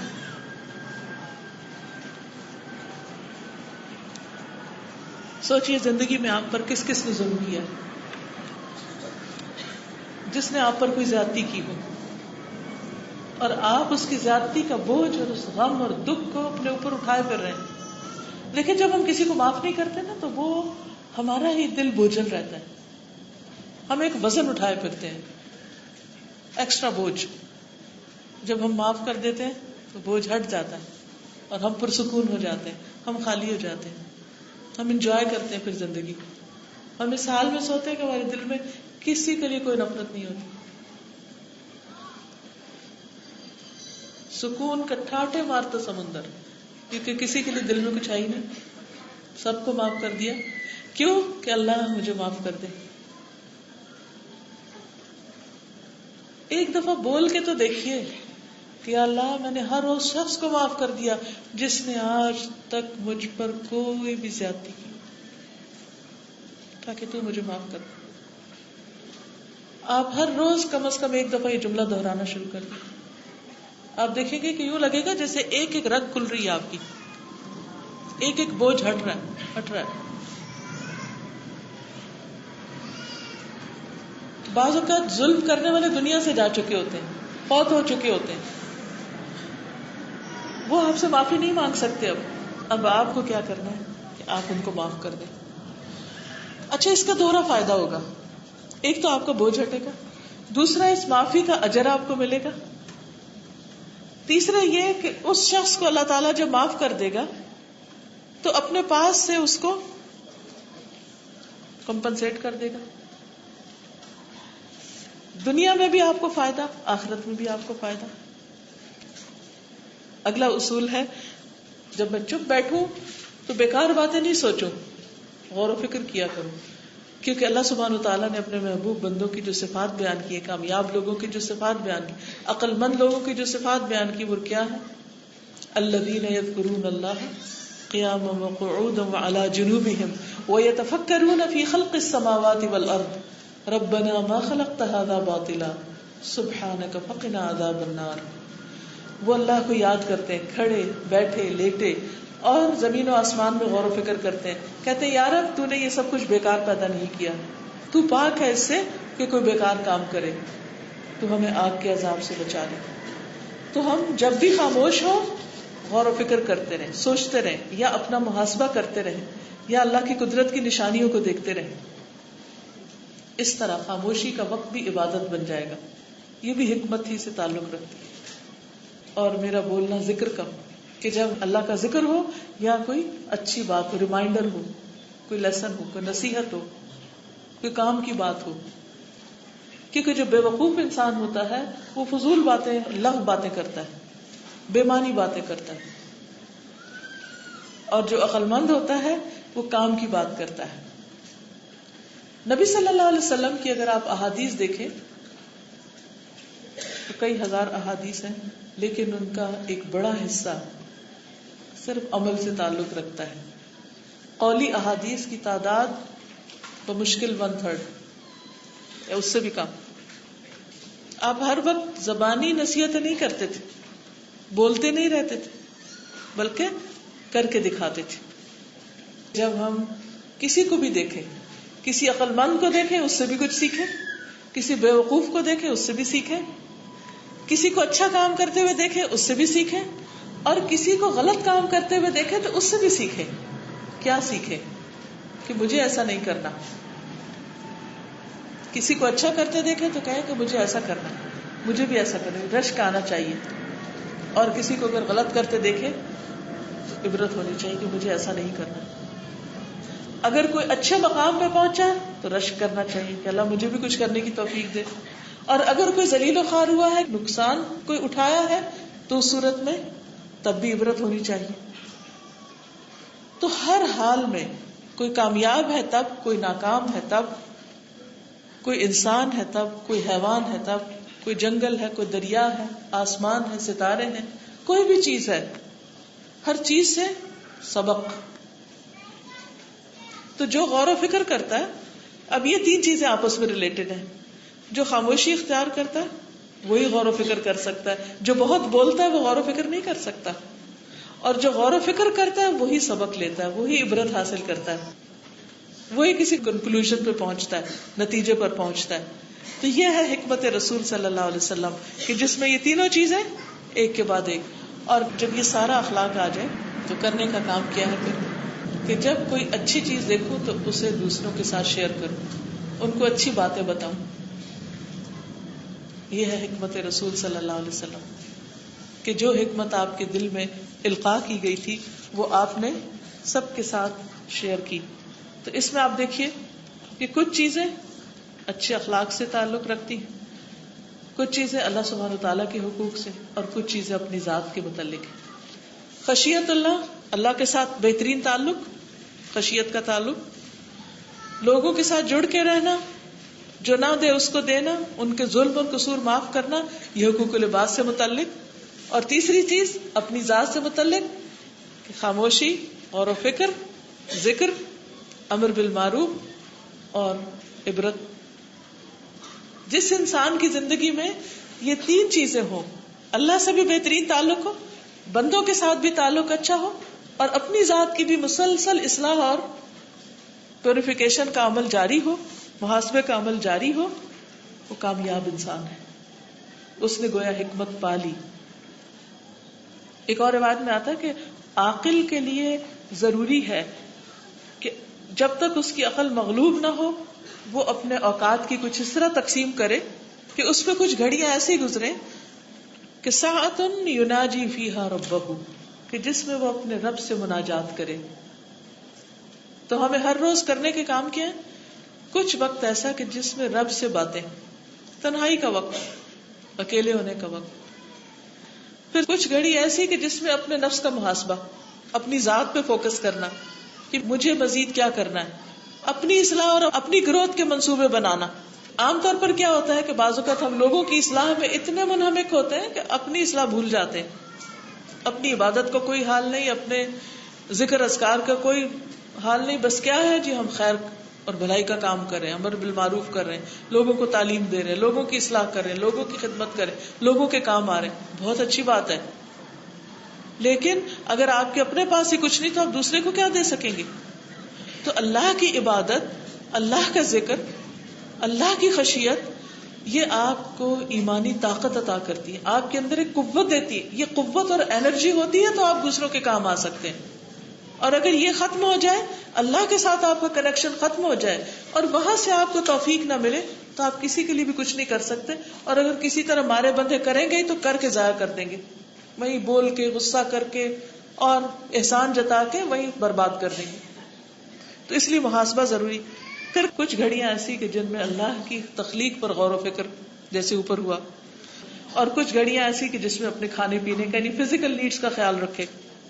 خلاصہ اس کا یہ ہے کہ نبی صلی اللہ علیہ وسلم کا ہم سب پر بہت بڑا احسان ہے کہ آپ نے اللہ سبحانہ وتعالیٰ سے، جو اس پوری کائنات کے خالق، مالک، رازق، مدبر، جو ہمارے خالق ہیں، ان سے حکمت سیکھی، اس پر عمل کیا اور پھر ہم تک ٹرانسفر کی. جس کو یہ مل گئی اسے بہت بڑی بھلائی مل گئی، وہ دنیا اور آخرت میں کامیاب ہو گیا. اور جو اس سے محروم رہا وہ ہر خیر سے محروم رہا. ایمان کے بعد انسان کو جو سب سے افضل چیز دی جاتی ہے وہ حکمت ہے. اگر حکمت سے بڑی کوئی چیز ہوتی تو اس کو ایمان کے ساتھ بھر دیا جاتا. لیکن اللہ سبحانہ وتعالیٰ نے نبی صلی اللہ علیہ وسلم کو بچپن سے، آپ کو وہ واقعہ یاد ہوگا نا سیرت میں، کہ نبی صلی اللہ علیہ وسلم فرماتے ہیں کہ ایک دفعہ میں بیت اللہ کے قریب نیند اور بیداری کے درمیانی حالت میں تھا. میرے پاس سونے کا ایک تشت لایا گیا جو حکمت اور ایمان سے بھرپور تھا. تو حکمت اور ایمان دونوں کو اکٹھا کیا گیا. میرے سینے کو پیٹ کے آخری حصے تک چاک کیا گیا پھر زمزم کے پانی سے دھویا گیا اور اسے حکمت اور ایمان سے بھر دیا گیا، کیونکہ آپ نے دوسروں کو بانٹنی تھی نا یہ چیزیں، تو اللہ سبحانہ وتعالیٰ نے خاص طریقے سے آپ کے اندر ڈال دی یہ چیز، اور پھر آپ سے باقیوں میں تقسیم ہوئی. تو اس لیے بہت ضروری ہے کہ ہم اس کے لیے کچھ عملی اقدامات کریں. عملی اقدامات میں خاص طور پر جو سب سے اہم چیز ہے وہ یہ کہ نبی صلی اللہ علیہ وسلم کی اسوہ حسنہ کی پیروی، آپ کی تعلیمات کا مطالعہ اور آپ کی زندگی کو بہت اچھی طرح خوب غور و فکر کے ساتھ اسٹڈی کرنا اور اس میں سے وہ نقطے نکالنا اور اپنی عملی زندگی میں ان کو لے کر آنا. پھر یہ کہ زندگی کے ہر مرحلے پر اپنے آپ سے ایک سوال کرنا کہ اگر اس جگہ نبی صلی اللہ علیہ وسلم ہوتے تو کیا کرتے اور انہوں نے کیا کیا، اس کو تلاش کرنا. اپنے معاملات میں، رویوں میں، فیصلوں میں دعا کرنا اللہ سبحانہ وتعالیٰ سے. نبی صلی اللہ علیہ وسلم نے حضرت ابن عباس کے لیے دعا کی تھی. وہ کہتے ہیں کہ آپ نے مجھے اپنے سینے سے لگایا اور فرمایا اللہم علمہ الحکمہ، اے اللہ اسے حکمت سکھا دے، اس کو حکمت عطا کر دے. پھر جن لوگوں کے اندر حکمت ہو ان کے ساتھ اٹھنا بیٹھنا، ان کی کمپنی اختیار کرنا. نبی صلی اللہ علیہ وسلم نے فرمایا بے شک بعض لوگ مسجد نشین ہوتے ہیں کہ فرشتے ان کے ہم نشین ہوتے ہیں، اگر وہ غائب ہو جائیں تو وہ انہیں تلاش کرتے ہیں، فرشتے ان کو ڈھونڈتے ہیں کہ وہ نظر نہیں آ رہے کہاں ہیں. اگر بیمار پڑ جائیں تو ان کی تیمارداری پہ جاتے ہیں، اگر انہیں کوئی ضرورت ہو تو مدد کرتے ہیں. مسجد میں بیٹھنے والے کو کوئی ایک فائدہ ضرور ہوتا ہے، کوئی اس سے استفادہ کرتا ہے یا وہ حکمت والی بات کرتا ہے یا اسے رحمت کا انتظار ہوتا ہے. تو ایسی مجلسیں نیکی کی ایسی جگہیں کہ جہاں جا کر آپ کی حکمت میں اضافہ ہو، جہاں اللہ کا ذکر ہوتا ہو، جہاں حکمت والے لوگ ہوں، ان کی صحبت اختیار کرنا، یہ حکمت حاصل کرنے کے مختلف طریقے اور ذرائع ہیں. اور سب سے بڑی چیز قرآن مجید تو آپ کے پاس ہے ہی کہ جو حکمت کا سرچشمہ ہے، اس پر عمل کے عملی طریقے ہی نبی صلی اللہ علیہ وسلم کی حکمت ہے دراصل. تو اللہ تعالیٰ سے دعا ہے کہ وہ ہمیں حکمت عطا فرمائے. وآخر دعوانا الحمد للہ رب العالمین. اگر آپ کے پاس کوئی سوال ہو تو آپ دے سکتے ہیں. جب تک سوال لکھے جاتے ہیں آپ سوال لکھ لیجئے، میں ایک دو اناؤنسمنٹس کر دیتی ہوں. ایک تو یہ ہے کہ ابھی میں نے چونکہ ذکر کیا کہ نبی صلی اللہ علیہ وسلم کی حکمت سیکھنے کے لیے آپ کی زندگی کا مطالعہ ضروری ہے. کتابیں پڑھنے کے علاوہ آپ آڈیو میں سن بھی سکتے ہیں. یہ تجلیات نبوت نبی صلی اللہ علیہ وسلم کی جو تمام زندگی ہے اس سے متعلق جو واقعات ہیں، ان کے اندر کیا حکمت کی باتیں ہیں، ان سے کیا سبق ہم لے سکتے ہیں. یہ اس کی سیریز ہے، خود بھی سن سکتے ہیں، اوروں کو بھی گفٹ کر سکتے ہیں.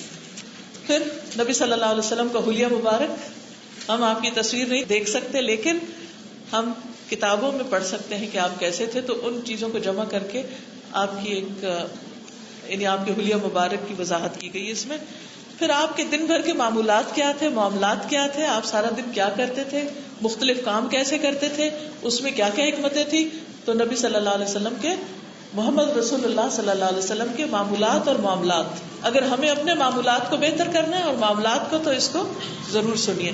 پھر نبی صلی اللہ علیہ وسلم کے جتنے ہم پر احسانات ہیں تو ہمارے لیے لازم ہے کہ آپ پر درود بھیجیں. تو درود شریف پڑھنے کے کیا فائدے ہیں؟ اللہم صلی علی محمد، اس کی ایک CD ہے. پھر اسی طرح مسنون دعائیں ہیں کہ آپ صلی اللہ علیہ وسلم نے کون کون سی دعائیں مانگی اور کیا مانگا. یہ بھی تو حکمت کی بات ہے نا کہ آپ سے سیکھیں کہ آپ کیا مانگتے تھے، آپ کو زیادہ پسند کون سی چیزیں تھی. تو یہ اس سے متعلق. اس کے علاوہ بھی بہت سے لوگوں کو استخارے کے بارے میں سوال ذہن میں رہتے ہیں. تو استخارہ کیسے کریں، کب کریں، کیوں کریں، اور استخارے کی دعا کیا ہے، اس کے اوپر ایک کارڈ ہے، خود بھی اور دوسروں کو بھی اس سے بتا سکتے ہیں. پھر اسی طرح نماز کے بعد جو اذکار ہیں، یعنی کہ مسنون اذکار، نبی صلی اللہ علیہ وسلم نے کیا پڑھا، یہ اس پر مشتمل کارڈ ہے. درود السلام کے اوپر جو CD ہے، اس کے علاوہ پیمفلیٹس ہیں اردو اور انگلش میں جس میں درود شریف کی فضیلت بتائی گئی ہے.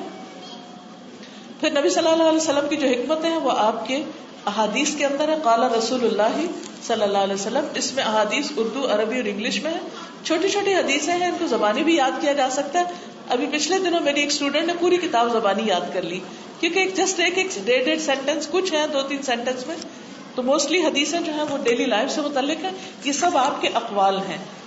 پھر اسی طرح آپ نے جو دعائیں مانگی، حفاظت کی مختلف پریشانیوں کے موقع پر، شیطان سے بچنے کے لیے، وسوسوں کا علاج.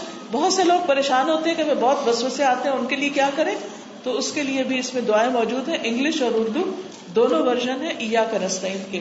پھر اسی طرح رہنمائے حیات، چھوٹی چھوٹی کتابیں ہیں، چھوٹے چھوٹے ان میں آرٹیکلز ہیں، اور اتحاد ملت یہ بھی موجود ہے.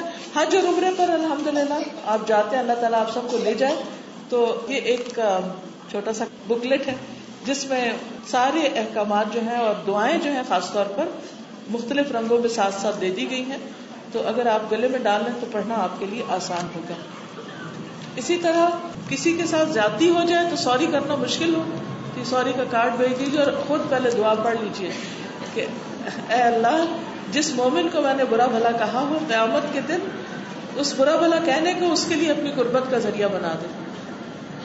اسی طرح یہ انگلش میں کتاب ہے پروفیٹ محمد صلی اللہ علیہ وسلم مرسی فار مین کائنڈ. تو یہ بھی آپ اپنے نان مسلم فرینڈز کو بھی دے سکتے ہیں، چھوٹی سی کتاب ہے. اور استغفار کے فائدے اور اس کے اوپر بھی یاد دہانی کے لیے اس کا بک مارکر کے طور پر بھی چھوٹے سے کارڈ کو یوز کر سکتے ہیں. ایک اور یہ کہ انڈیا میں یہ السلام فاؤنڈیشن کے تحت قرآن کلاسز ہو رہی ہیں بامبے میں بیسیکلی. تو آپ کے اگر رشتے دار وہاں رہتے ہیں تو آپ ان کو ان کلاسز کا بتا سکتے ہیں. اس کا پیمفلٹ آپ کو باہر سے مل جائے گا. چلیے کچھ سوالوں کے جواب ہو جائے. ہم کسی شخص کے ساتھ لگاتار اچھا سلوک کرتے تھے لیکن وہ لگاتار ہمارے ساتھ برا سلوک کر رہا ہے تو کیا پھر بھی ہم اس سے اچھا سلوک کرتے رہیں؟ حکمت رسول صلی اللہ علیہ وسلم کیا کہتی ہے؟ ہم کرتے رہیں. وہ تو ہمارے ساتھ اچھا نہیں کرتا تو ہم کیوں کریں؟ ہمیں اس کا صلہ کہاں ملے گا؟ ملے گا بھی یا کوئی نہیں ملے گا؟ ملے گا. اس سے ملے گا جو اس سے ہم کر رہے ہیں، اس سے نہیں ملے گا کیونکہ اس کو آتا ہی نہیں کرنا. کہاں سے ملے گا؟ اللہ سے ملے گا. اللہ تعالیٰ اوپر سے چھت پاڑ کے پھینک دے گی یہ دیکھو صلہ، یہ لو انویلپ لے لو، تم نے وہ بہت اچھا اس کے ساتھ کیا تھا. ایسا ہوگا؟ نہیں. اللہ سبحانہ وتعالیٰ آپ کے لیے غیب سے ایسے ایسے راستے کھولے گا آپ سوچ بھی نہیں سکیں گے کیونکہ آپ صرف اللہ کی خاطر اچھا کرتے رہے. صرف تھوڑے دن کا ٹیسٹ ہے اور جب وہ راستے کھلنے لگیں گے ایک کے بعد ایک تو آپ حیران ہو جائیں گے اور آپ سوچیں گے کہ یہ کیا، میں نے تو کبھی سوچا بھی نہیں تھا. کرتے رہیے کرتے رہیے کرتے رہیے اچھا جب تک آپ کی ہمت استطاعت ہے. یہ انہوں نے پوچھا ہے کہ جو خاتون بیڈ ریسٹ پر تھی انہوں نے کون سی کتاب پڑھی تھی؟ البدایہ والنہایہ ابن کثیر کی تاریخ میں کتاب ہے. یعنی اس میں نبی صلی اللہ علیہ وسلم کی سیرت بھی آتی ہے. کیا دعا مانگنے سے پہلے اور آخر میں درود شریف پڑھنا ضروری ہے؟ اگر کوئی درود شریف پڑھتا ہے تو اس کا فائدہ یہ ہے کہ دعا قبول ہوتی ہے، لیکن ضروری بھی نہیں ہے کہ ہر وقت درود شریف پہلے اور آخر پڑھا جائے. درود شریف کے بہت سارے فائدے ہیں. مثلاً آپ دیکھیے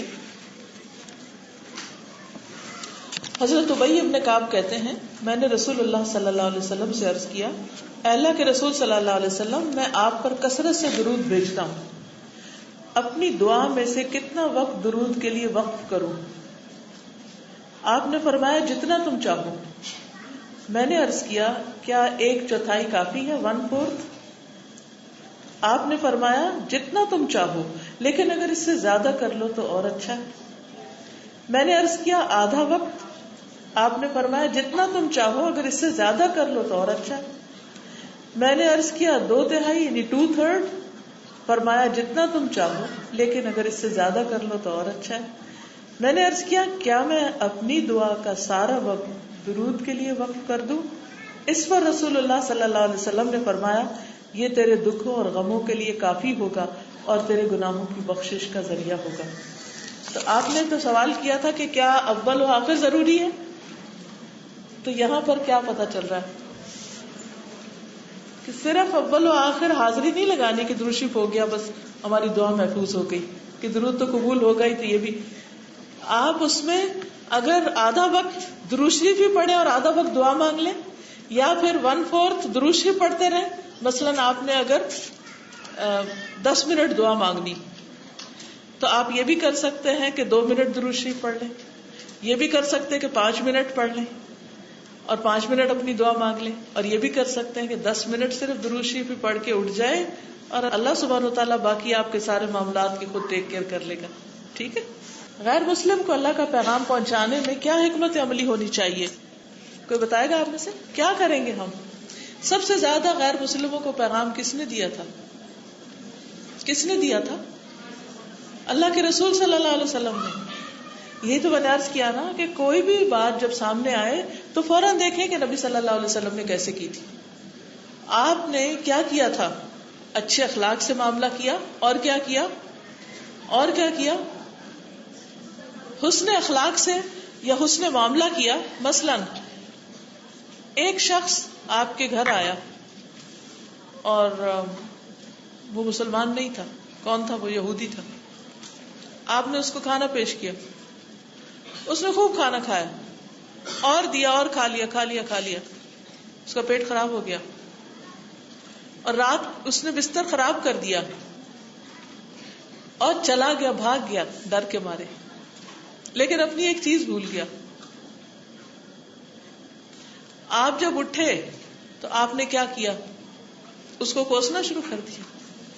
ہاں، کیا کیا آپ نے؟ یہ کہانی تو سنی ہے نا، سب نے سنی ہوئی ہے. آپ نے کیا کیا؟ آپ نے اپنے ہاتھ سے بستر دھویا. جب وہ واپس اپنی تلوار یا کوئی چیز جو چھوڑ گیا تھا لینے کے لیے، اس نے دیکھا کہ آپ اپنے ہاتھ سے اس کی گندگی دھو رہے ہیں اور ماتھے پہ بل بھی نہیں ہے اور اتنے اچھے طریقے سے اس کی چیز بھی لوٹاتے ہیں. وہ وہی مسلمان ہو گیا. کیا آپ چونکہ گھر میں تھا رات بھر تو اس کے سر پہ بیٹھ کے پڑھو کلمہ؟ ایسا تھوڑی کیا آپ نے. اچھا سلوک، زیادتی پر صبر، تکلیف کے جواب میں حسن سلوک. اسی طرح کے بہت سے واقعات ملتے. آپ جاتے تھے بازاروں میں، مختلف جگہوں پر لوگوں سے کہتے تھے یا ایھا الناس قولوا لا الہ الا اللہ تفلحوا. خوشخبری سناتے تھے، لوگوں کہو لا الہ الا اللہ، تم کامیاب ہو جاؤ گے، تم فلاح پا جاؤ گے. اچھا، ہر شخص چاہتا فلاح پا جائے. پھر ایک اور موقع پر جب آپ نے یعنی لا الہ الا اللہ کے لیے کہا، قریش کو کہا کہ میں ایک کلمہ تمہیں بتاتا ہوں، بس ایک کلمہ، اگر تم اس کو مان لو عرب اور عجم کے سردار بن جاؤ گے. آپ انداز دیکھیے، کتنی خوشخبری ہے، کتنی ہوپ ہے، کتنا بڑا پیغام ہے اس میں. تو اس کے لیے اگر آپ واقعی سچے ہیں اپنے دل میں کہ آپ نے غیر مسلموں کی خیر خواہی کرنی ہے، بھلائی کرنی ہے، تو یہ ہو نہیں سکتا کہ پھر آپ سیرت کا مطالعہ کیے بغیر اور آپ صلی اللہ علیہ وسلم سے طریقے سیکھے بغیر آپ دعویٰ کے میدان میں کود پڑیں اور ہر ایک کے ساتھ زور زبردستی کر کے اور کام خراب کر دیں. اس لیے نبی صلی اللہ علیہ وسلم سے حکمت سیکھیے کہ آپ نے کس طرح دعویٰ کا کام کیا تھا. بہت واقعات ہیں اس میں. حکمت پر استقامت کس طرح کرتے ہیں؟ کرتے رہنے سے. جب میری شادی ہوئی تھی تو مجھے تحفے میں ملا یہ لکھی ہوئی اور سالوں وہ میرے سامنے رکھی رہی. سسرال جاتے ہوئے بیٹی کو اگر کوئی یہ نصیحتیں کر دے کہ تمہیں جو نہیں دے گا تم اس کو دینا، جو تم سے کٹے گا تم اس سے جڑنا، جو تمہیں محروم کرے گا، جو تم پر زیادتی کرے تم اس کو معاف کر دینا، تو اس سے بڑی کوئی اچھی بات ہو سکتی؟ یہ موسٹ نیڈیڈ چیزیں ہوتی ہیں نا اس وقت. یہ میرے سامنے رہی، سالوں یہ سامنے رہی اور میں اس کو ہر روز تقریباً میری نگاہ سے گزرتی تھی. تو ایک طریقہ تو یہ ہو سکتا ہے کہ آپ اس کو خوبصورت انداز میں لکھ کے لگا لیں کہیں، یا ان میں سے ایک ایک بات جو آپ سے موسٹ ریلیونٹ ہے، صرف اتنی بات. آپ کے گھر میں کبھی کسی نے شادی کا کارڈ بھیجا؟ کبھی آیا آپ کو شادی کا کارڈ یا کوئی وش کارڈ ملا کبھی آپ کو؟ پھر اس کا کیا کرتے ہیں آپ؟ پڑھ کے پھر کیا کرتے ہیں؟ پھینک دیتے ہیں. ان کو پھینکا نہ کریں، ان کو کاٹ لیں، بلکہ سارے ایسے کارڈ اکٹھے کر لیں، ان کو کاٹ لیں. اتنے خوبصورت خوبصورت کارڈ ہوتے ہیں، ان میں تھوڑی سی آلٹریشن کریں. صرف اتنی سی بات، جو مجھ سے کٹے میں اس سے جڑوں. پورا کارڈ لیجئے، اس کے اوپر ایک پیارے سے کاغذ پر لکھ کے یہ اسٹک کر کے کہیں آپ ڈیکوریشن پیس بنا کے رکھ لیں. روز دیکھیں، یاد دہانی کرائیں، انشاءاللہ نہیں بھولیں گے. اور یہ یاد رکھیے، استقامت جمنا مسلسل کرنے سے آتا ہے. مثلا ایک چھوٹا بچہ جب شروع میں چلنا شروع کرتا ہے تو کیا کرتا ہے؟ چلتا ہے گرتا ہے، چلتا ہے گرتا ہے. اس گرنے سے بھی جو چوٹ لگتی ہے اس سے بھی کہتے ہیں پکا ہو رہا ہے. کہتے ہیں نا اس طرح پکا ہو رہا ہے بچہ چوٹیں کھا کھا کے، کیونکہ پھر اس کو کچھ عرصے کے بعد چوٹوں کا اتنا اثر نہیں ہوگا. اب کیا ہوتا ہے جب وہ چلتا رہتا ہے تو ایک دن بھاگنے لگتا ہے. شروع میں جب ہم بھی اس طرح کے کام کرتے ہیں تو ہم بھی گرتے پڑتے ہیں، لیکن پھر کرتے رہتے وہ ہماری عادت بن جاتی، پھر مشکل نہیں رہتی. کہتے ہیں کہ بعض اوقات اپنے رشتے داروں یا لوگوں کے ساتھ وقت گزارنے کا موقع ملتا ہے جن سے آپ بہت خوش اخلاقی سے ملنا چاہتے ہیں، مگر وہ بظاہر آپ سے خوش ہوتے ہیں، مگر آپ کے پیچھے آپ کے خلاف بہت غلط باتیں کر جاتے ہیں. جیسے آپ کے عزیزوں کو آپ سے بدگمان کرنا، اس کے لیے وہ جھوٹ بھی بولتے ہیں. میرا سوال یہ کہ جب آپ کو پتا چل جائے کہ وہ ایسا کر رہے ہیں تو ان سے کم ملنا شروع کیا جائے، ان کے ساتھ آنا جانا چھوڑ ہی دیا جائے، مگر کبھی سامنا تو صرف سلام اور خیریت پوچھ کر زیادہ بات نہ کریں. کیا یہ درست ہے؟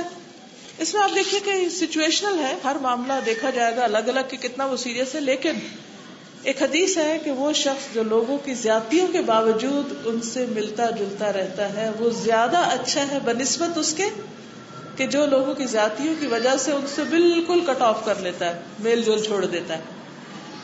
اگر ہمیں ان سے تکلیف پہنچتی تو انہیں بھی تو ہم سے کوئی تکلیف پہنچ سکتی ہے، ممکن ہے نا. پھر یہ بات کہ وہ ہمارے پیچھے خلاف باتیں کرتے ہیں کہ ہم نے کہاں سے سنی، کسی نے آ کے بتائی، کیا پتا وہی جھوٹ بول رہا جو بتا رہا ہو آپ کو، ہمارے پاس تو کوئی یقینی چیز نہیں، ہماری آنکھ نے نہیں دیکھا، ہمارے کان نے نہیں سنا، ہم کیسے یقین کر لیں. پھر دوسری بات یہ کہ جب آپ ان سے ملیں تو تھوڑی دیر کے لیے ملیں، ملنا جلنا چھوڑے نہیں، اعتدال کے ساتھ اور تھوڑی دیر. دیکھیے زیادہ خرابیاں اسی وقت ہوتی ہیں جب ہم حد سے بڑھ جاتے ہیں، کسی محبت میں، کسی نفرت میں، کسی تعلق میں، کسی لینے میں، کسی دینے میں. جب حد سے زیادہ کسی ایک شخص کی طرف الٹ جاتے تو وہاں سے خرابی شروع ہوتی ہے. آپ نے بتایا کہ اس کو معاف کر دو جو مجھ پہ ظلم کرے اور روز اللہ سے دعا کرے، لیکن اگر ہم سے انجانے میں ظلم ہو گیا ہو اور وہ شخص دنیا میں موجود نہ ہو، اور اگر ہو بھی تو پاسبل نہ ہو کہ معافی مانگی جائے، تو کیا کریں؟ پاسبل کیوں نہیں؟ آج کل کیا مشکل ہے، ٹیلی فون ہے، خط ہے، ای میل ہے، کسی بھی طریقے سے زبانی اگر سامنے جا کے گٹس نہیں ہے بات کرنے کے تو لکھ کے معافی مانگ لیں. یہ سوری کا کارڈ اسی لیے تو بنایا گیا کہ یہ بھیج دیں سوری، بس آپ کے لیے بہت دعائیں، سوری. تو معافی مانگنے میں کیا مشکل ہے؟ دوسری بات یہ کہ اگر فوت ہو چکے ہیں تو اس کے لیے کچھ صدقہ خیرات کر دیں، اس کے لیے دعا کر دیں تو انشاءاللہ معاملہ درست ہو جائے. بعض لوگوں سے آپ کی دشمنی ذاتی نہیں ہوتی، یعنی آپ کے پورے خاندان کے ساتھ اس نے کچھ ذاتی کی ہوتی. ایسے شخص سے جب آپ جڑنے کی کوشش کرتے ہیں تو گھر والوں کو شکوہ ہوتا ہے تم مجھ سے جڑ رہے ہو، تو دیکھنے والے کیا کہیں گے؟ کیونکہ ہم لوگوں کے لیے جیتے ہیں نا، شاید ہم ہی غلط ہیں. آپ کو اپنے ہی گھر والوں کی ناراضگی کا خوف ہوگا، پھر ایسی حالت میں آپ کیا کریں؟ تو اس میں آپ دیکھیے کہ گھر والوں سے بھی بات کریں. کوئی بھی شخص غلطی کرنے کے بعد شیطان نہیں بن جاتا، اس کو ہمیشہ چانس دیا جانا چاہیے کہ وہ اپنی اصلاح کر لے اور اس کے ساتھ بہرحال اچھا سلوک کرتے رہے. گھر والے اگر ناراض ہوں بھی تو تھوڑا ان کو ٹھنڈا کریں، تھوڑا اس کو کہیں کہ وہ گھر والوں سے اچھا کر لے، اور وقت کے ساتھ ساتھ بہت سے زخم ہیل ہو جاتے ہیں. پھر واپس ایک ٹائم دے تھوڑا اور پھر واپس جڑ جائیں. چونکہ وقت ختم ہو گیا ہے، کچھ اور سوال ہیں، لیکن یہ کہ انشاءاللہ مختلف سوالوں کے جوابوں کے لیے اگر آپ خود بھی اچھی کتابیں پڑھیں، لیکچرز وغیرہ سنیں، علم کی مجلسوں سے تعلق رکھیں تو انشاءاللہ علم کے ساتھ ساتھ حکمت آتی جائے گی. وآخر دعوانا ان الحمد للہ رب العالمین. سبحانک اللہم وبحمدک، اشہد ان لا الہ الا انت، استغفرک واتوب الیک.